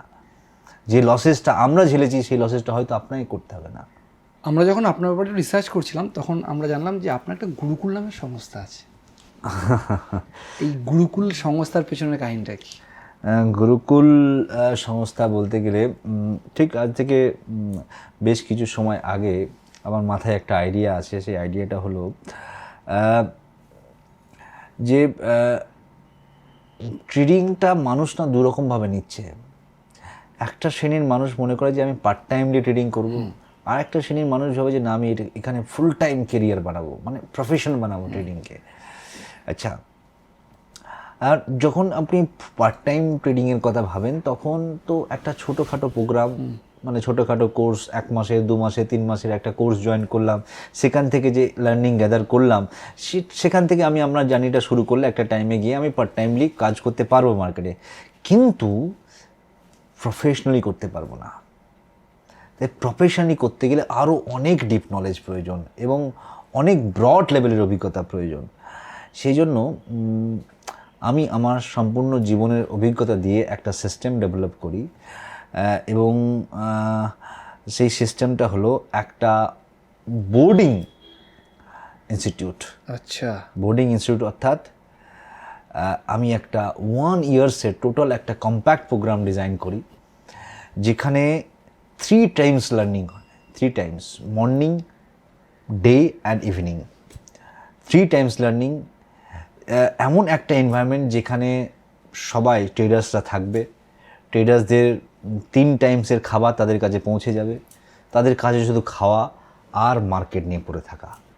এরকম একটা এনভায়রনমেন্ট আমার দেওয়ার কথা ভাবছিলাম, এবং ফাইনালি সেটা আমরা বানিয়েও ফেলি, এবং আমরা তার নাম দিই the trade pulse traders experience centre, যেটা আমাদের নদিয়া জেলাতে লোকের আছে। এবং আপনি শুনলে অবাক হবেন, এটা পৃথিবীর একমাত্র স্টক মার্কেটের গুরুকুল, পৃথিবীর একমাত্র। আজ পর্যন্ত স্টক মার্কেটের এরকম কোনো কোর্স নেই যেখানে আপনি 1 বছর সেখানে থেকে পড়াশুনো করে ইভেন ট্রেড করে। এখানে একটা ছোট্ট লজিক সিস্টেম আছে আমাদের ওখানে। আমাদের গুরুকুল 3টে পার্টে ডিভাইড আছে। ডে সেশনও 3টে পার্টে ডিভাইড আছে, এবং পুরো বছরটাও 3টে পার্টে ডিভাইড আছে। ডে সেশনটা কেমন ডিভাইড আছে? সবাইকে সকাল 5টার সময় ঘুম থেকে উঠতে হয়, ওয়েক আপ করার পরে সবাইকে ফিজিক্যাল অ্যাক্টিভিটিস করতে হয়, মেন্টাল অ্যাক্টিভিটিস করতে হয়। মেন্টাল অ্যাক্টিভিটিস করার পরে একটা প্রপার সাইকোলজিক্যাল ডেভেলপমেন্ট প্রসেস, সেই প্রসেসের মধ্যে দিয়ে তাদেরকে যেতে হয়। তাদের মর্নিংটা, এটাই হচ্ছে মর্নিং সেশন, মানে যে মর্নিং সেশনটা is completely dedicated for your psychological development. Okay. তারপরে ব্রেকফাস্ট হয়। ব্রেকফাস্ট হওয়ার পরে 8:30টার সময় সবাই বসে যায় তাদের ট্রেডিং ডেস্কে। সেখানে শুরু হয় লাইভ মার্কেটের লাইভ লার্নিং। লাইভ লার্নিং চলে, তারা নিজেরা প্রথম 3 মাস তো ট্রেড কেউ করে না, প্রথম 3 মাসে কম্প্যাক্ট লার্নিং চলে পুরো দিনটা। তারপরে আবার 3:30টার সময় মার্কেট যখন বন্ধ হয় 3:30-র পরে, ওই 3:30 থেকে 6টা অবধি একটা ছোট্ট গ্যাপ, ছোট্ট রেস্ট তাদেরকে দেওয়া হয়, পার্সোনাল টাইম সবাইকে দেওয়া হয়। তারপরে আবার সন্ধ্যে 6টা থেকে শুরু হয় ইভিনিং সেশন, রাত্রি 9টা অবধি। রাত্রি 9টায় কমপ্লিট করার পর ডিনার করে সবাই ঘুমোতে যায়, এবং সেম রুটিন ডেইলি বেসিসে কন্টিনিউ হতে টিল 1 ইয়ার। আচ্ছা, এই ইয়ারলি যে 3টে ফেজ আছে, সেখানে প্রথম 3 মান্থসের ইজ এ কম্প্যাক্ট লার্নিং থাকে। 3 মান্থস পর প্রত্যেককে একটা অ্যাকাউন্টস পায়, যে অ্যাকাউন্টসে 20 লক্ষ টাকা করে থাকে। অর্থাৎ সেই ফান্ডস গুরুকুল থেকে তাদেরকে দেওয়া হয়, তাদের নিজের কোনো ফান্ড এখানে নিয়ে আসার প্রয়োজন পড়ে না। গুরুকুলের মূল উদ্দেশ্য হচ্ছে শুধু শেখা নয়, আপনি গুরুকুলে থেকে মোটা টাকা ম্যানেজ করা। আমি আগেই বলছি, এর নাম আমি কিন্তু গুরুকুল রাখিনি, নাম রেখেছি trade pulse traders experience centre. এবং পৃথিবীর এটা অনলি ওয়ান। এই আজ পর্যন্ত লোকে গুরুকুলের নামে 7 দিনের কোর্স করায়, গুরুকুল প্রোগ্রাম নাম দিয়ে দেয়, 1 মাসের প্রোগ্রাম করায়, 10 দিনের প্রোগ্রাম করায়। No, this is 1 year complete on, মানে কি বোর্ডিং ইনস্টিটিউট, যেখানে একসঙ্গে থেকে ওখানেই ক্যাপিটাল সংশোধন করে, ওখানেই ট্রেড করে, ওখান থেকে এক্সপিরিয়েন্স গ্যাদার করে তারপরে বেরোই। অর্থাৎ যে 20 লক্ষ টাকা সবাই পায় প্রথম ফেজে, তারপর আবার 3 মাস পরে তাদেরকে দেওয়া হয় 50 lakhs ক্যাপিটাল, মানে একজনকে, সবাইকে দেওয়া হয়। যে ট্রেডার্স ওখানে পৌঁছয়, সে পার্টিকুলারলি প্রথম ফেজে পায় 20 লক্ষ টাকা, তারপরে পায় 50 lakhs, এবং থার্ড ফেজে পায় 1 CR। তো টোটাল 1 CR ক্যাপিটাল ম্যানেজ করার এক্সপিরিয়েন্স ওখানে ও জেনারেট করে, মানে গ্যাদার করে। সেই এক্সপিরিয়েন্স নেওয়ার পরে সে যখন ওখান থেকে বেরোবে, সে কোন লেভেলের প্রফেশনাল হবে নিশ্চয়ই আপনি ইম্যাজিন করতে পারছেন। এবং by default it's a very successful, খুব ভালোভাবে চলছে। হওয়ারই কথা। And I am very happy কি যে ভিশন নিয়ে আমি এই গুরুকুল শুরু করেছিলাম, সেটা খুব সাকসেসফুলি ড্রিভেন হচ্ছে, চলছে। এটার একটাই বিষয়, সেটা হচ্ছে আমরা প্রতি বছর এটার অ্যাডমিশন একবারই ওপেন হয়। আচ্ছা। অর্থাৎ, এবং গুরুকুলে সবার জন্য ওপেন অ্যাডমিশন নয়। গুরুকুলে যদি কেউ কোনো অডিয়েন্স এনরোল করতে চায়, তাহলে অপশন চক্রভিউ 1.0, যেটা অনলাইন অ্যান্ড অফলাইন বোথ আমাদের প্রোগ্রাম আছে, প্রথমে তাকে সেই প্রোগ্রামে জয়েন হতে হবে। সেখানে বললাম না যে প্রথম যে শ্লোকটা আপনাকে বলছিলাম না, যে প্রকৃতি হি ক্রিয়া মানানি গুণকর্মানি সর্বস্বা, আমরা সেই প্রোগ্রামের মাধ্যমে যদি বুঝি যে না আপনার প্রকৃতিতে ট্রেডিং আছে, তাহলে আপনি এলিজিবল হবেন গুরুকুলে যাওয়ার জন্য। অর্থাৎ গুরুকুলের সবার জন্য এন্ট্রি নয়, আপনি চাইলেই আপনি এন্ট্রি পাবেন না সেখানে, আপনাকে একটা প্রপার টেস্টের মাধ্যমে যেতে হবে। এই টেস্টটা সম্পূর্ণ সাইকোমেট্রিক টেস্ট, যে আপনার সাইকোলজিক্যাল স্ট্রেংথকে, অ্যাবিলিটিকে আমরা জাজ করার চেষ্টা করি যে সেটা মার্কেটের জন্য ফিট কিনা। কারণ নাহলে একটা বছর লস হবে। কী হবে? আমাদের সময় নষ্ট, যে স্টুডেন্টস, যে বিদ্যার্থী বা শিক্ষার্থী আসে গুরুকুলে, তারও সময় নষ্ট। তো সেই সময়টা যাতে বাঁচে, তার মূল্যবান অর্থ যাতে বাঁচে, সেই জন্য আমরা অলরেডি তাকে টেস্ট করে তারপরে গুরুকুলে ঢোকায়।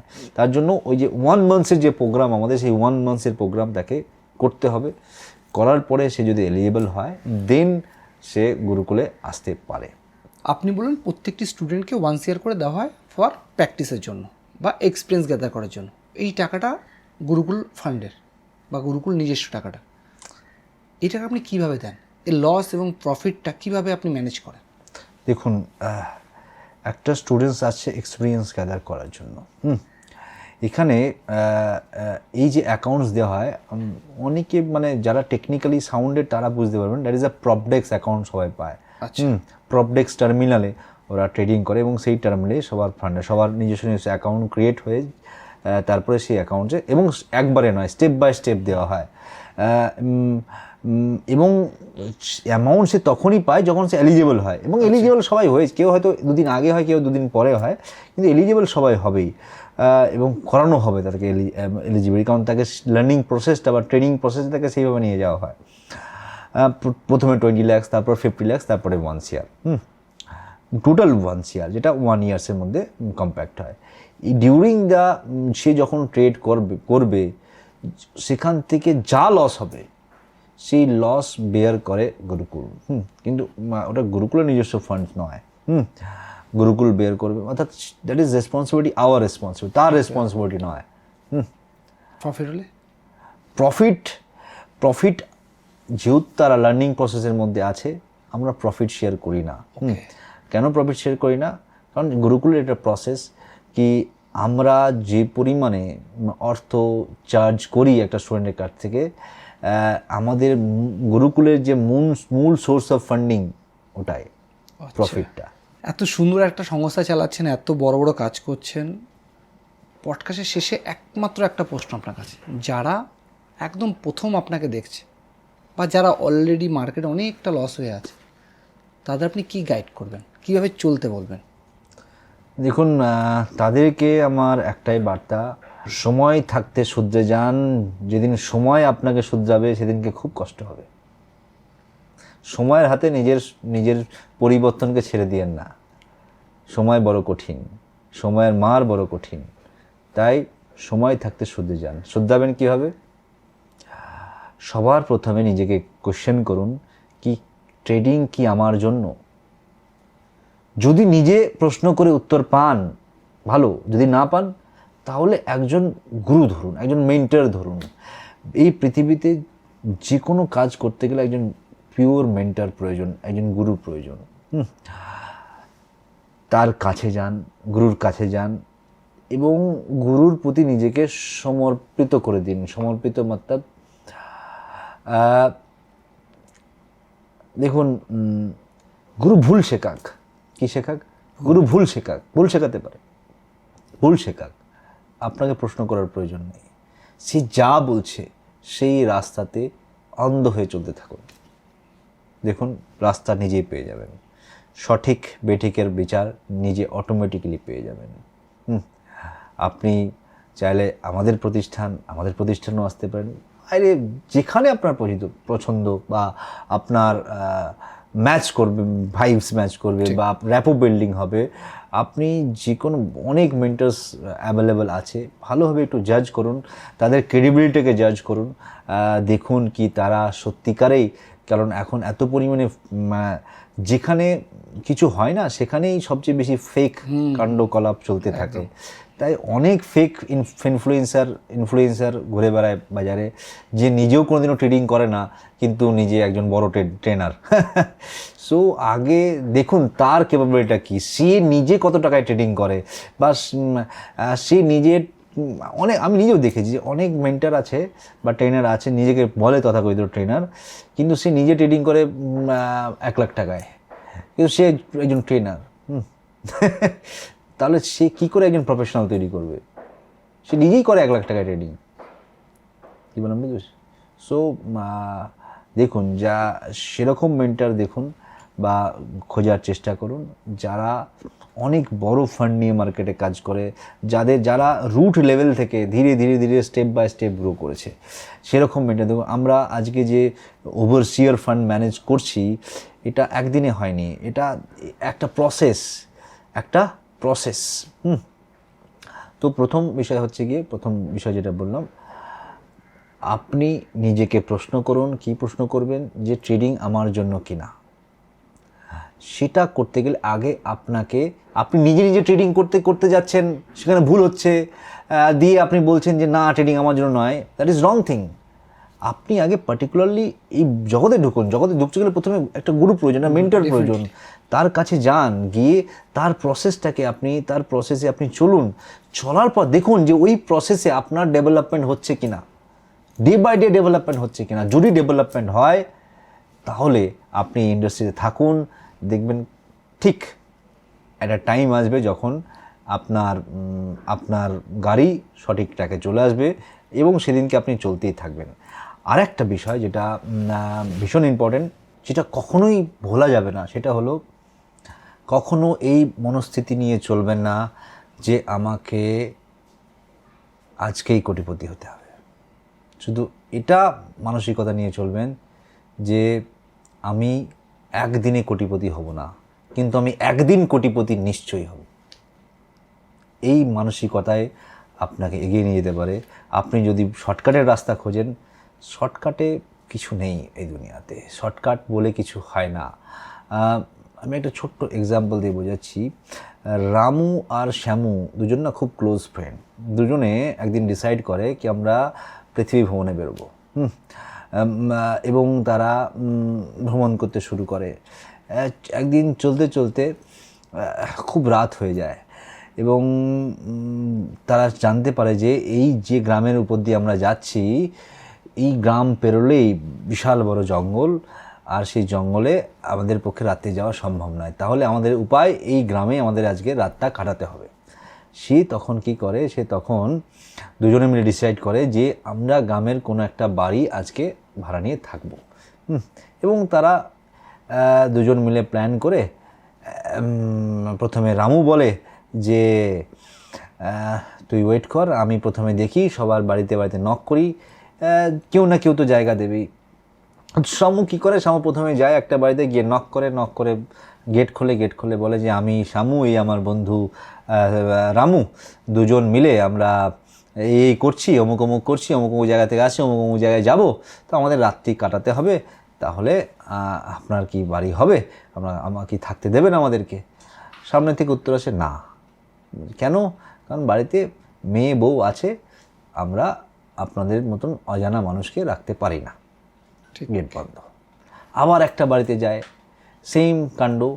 আমি শামু, এ আমার বন্ধু রামু, আমরা অমুক জায়গাতে গেছি, সাতকাণ্ড রামায়ণ সব কিছু শোনানোর পর লাস্টে উত্তর একটাই যে আমাদের বাড়িতে থাকা হবে না, কারণ আমাদের বাড়িতে মেয়ে বউ আছে, তোমরা অজানা মানুষ, আমি রাখতে পারি না।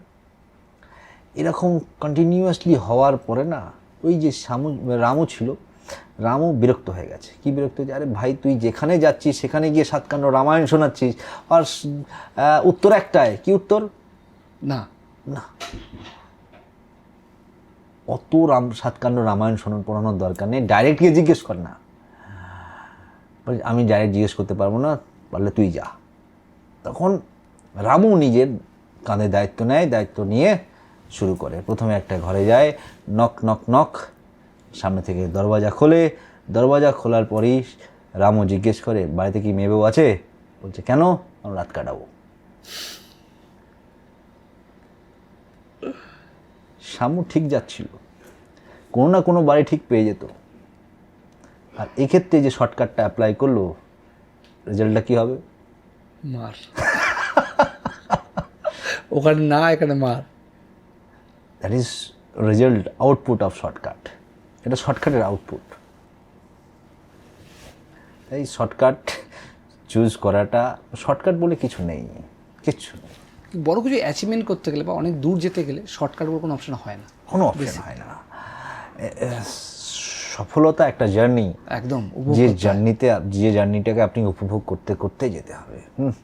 প্রত্যেকটা স্টেপকে, প্রত্যেকটা ব্যর্থতাকে, প্রত্যেকটা স্ট্রাগলকে আপনি যতটা বেশি এনজয় করতে পারবেন, যতটা বেশি উপভোগ করতে পারবেন, তত বেশি সফলতাকে এনজয় করতে পারবেন। একদমই তাই। স্ট্রাগল যদি না থাকে সেখানে মজা কি? আজকে আমি সফল হওয়ার পরে যখন আমি আমার গল্পটা বলবো, সেখানটা একটা দম থাকা দরকার না সেই গল্পে। সেই গল্পটা তত ইন্টারেস্টিং হবে যতটা স্ট্রাগল থাকে। একদমই তাই। আর তাদের গল্পে মানুষ শোনে যাদের গল্পে মজা আছে, ইন্টারেস্ট আছে, যে যারা ব্যর্থ হয়েছে তাদের গল্পই শোনে। একদম তাই। শোনার যেমন কেউ জন্মালে তার গল্প শোনে না। একদমই তাই। এই পৃথিবীতে কেউই ব্যর্থতা না হলে অভিজ্ঞতা আসবে না, আর অভিজ্ঞতা না হলে সফলতা আসবে না। একদমই তাই। থ্যাংক ইউ স্যার, এতটা সময় দিলেন, এত ভালো একটা ডিসকাশন করলেন এবং ট্রেডিং সম্পর্কে আমার মনে হয় মানুষের অনেকটা ধারণা পরিবর্তন করতে পারবে আজকে এই পডকাস্টটি। একদম তাই। আমাদের ভিশন এটাই, বেসিক্যালি আমার ভিশন এটাই যে মানুষ দেখুন এই ইন্ডাস্ট্রিতে লাস্ট একটা আমি জিনিস সবাইকে বলতে চাই যে প্রায় 90% মানুষ, আজকে যদি আমরা আমেরিকায় যাই, আমেরিকার 40% প্লাস পিপলস তাদের মার্কেটের সঙ্গে যুক্ত আছে, স্টক মার্কেটের সঙ্গে যুক্ত আছে, ট্রেডিংয়ের সঙ্গে যুক্ত আছে, কিন্তু ইন্ডিয়াতে সেই সংখ্যাটাই 4%, 5%। কতটা গ্যাপ? কেন গ্যাপ? তার কিছু কারণ, যেটা আমার মনে হয় সবচেয়ে বড় কারণ, lack of example. Lack of example অর্থাৎ আপনার বাড়ির আশেপাশে এমন কোনো ব্যক্তি নেই যে স্টক মার্কেটে ট্রেডিং করে সফল হয়েছে এবং যাকে দেখে আপনিও বলবেন যে না আমিও ওর মতন হব। এই এক্সাম্পলের অভাবেই কিন্তু মানুষ এই মার্কেটকে প্রফেশনালি নিতে পারছে না। কিন্তু আপনারা যারা এই ভিডিওটা দেখছেন, যারা ট্রেডিংয়ের সঙ্গে ট্রেডিংয়ে ইন্টারেস্টেড আছেন বা যুক্ত আছেন, অলরেডি ট্রেডিং করছেন, চাই ছোট লেভেলে হোক বা বড় লেভেলে হোক, আপনার সফলতা শুধুমাত্র আপনার কিন্তু থাকবে না, আপনার মধ্যে সীমাবদ্ধ থাকবে না। আপনার সফলতা আপনার পরিচিত সমস্ত মানুষদের মনস্থিতিকে পাল্টাতে, স্টক মার্কেট সম্বন্ধে ধারণা পাল্টাতে ব্যাপক ভূমিকা প্লে করবে। কিন্তু আজকে যদি আপনি ব্যর্থ হয়ে ফিরে যান, মার্কেটে প্রচারটা আরও নেগেটিভ যাবে। একদমই তাই যদি মার্কেট ফিট না হয় তাহলে সময় থাকতে মার্কেটকে ছেড়ে দেওয়া ভালো। আর যদি ফিট হয় তাহলে সঠিকভাবে সঠিক গুরুকে খুঁজে সেখানে তার পিছনে পড়ে থেকে পুরো সময় দিয়ে ভালোভাবে মার্কেটকে লার্ন করে স্টেপ বাই স্টেপ এগোনোটা ভীষণ জরুরি। নাহলে বললাম না, আপনার ব্যর্থতা শুধু আপনার ব্যর্থতা থাকবে না, আপনার সফলতা শুধু আপনার সফলতা থাকবে না, আপনার পরিচিত সমস্ত মানুষের মধ্যে সেই ইম্প্যাক্ট তৈরি করবে। আজকে ধারণা আছে যে ট্রেডিং ইজ গ্যাম্বলিং, ট্রেডিং জুয়া, কারণ ব্যর্থতা স্টোরি আছে, সফলতা স্টোরি নেই, কম আছে, অনেক কম। কিন্তু আমরা চাইলে সেটাকে পরিবর্তন করতে পারি এবং আমার ভিশনই এটা কি আমি অ্যাটলিস্ট বাংলায়, অলরেডি আমরা অল ইন্ডিয়া কাজ করছি, কিন্তু অ্যাটলিস্ট যদি 10 জন মানুষের মধ্যেও যদি এই ধারণাটা বদলাতে পারি না, আমি নিজেকে সার্থক বলে মনে করব। আজকের পডকাস্টও সার্থক হবে। একদম তাই। আপনাকে অশেষ ধন্যবাদ। সঙ্গে গোয়ার্ডস লাইফকে, বেসিক্যালি আমরা এমন একজন পার্সনকে খুঁজছিলাম যে ট্রেডিং সম্পর্কে অ্যাটলিস্ট অনেকটা জানেন, অনেক জ্ঞান আছে, সেই খুঁজতে গিয়ে আমরা গোয়ার্ডস লাইফকে খুঁজি এবং তার মাধ্যমে আপনাকে পাই। তার জন্য দুজনকে থ্যাংক ইউ স্যার, ভালো থাকবে। একদম, আপনাকে অসংখ্য ধন্যবাদ। Thank you.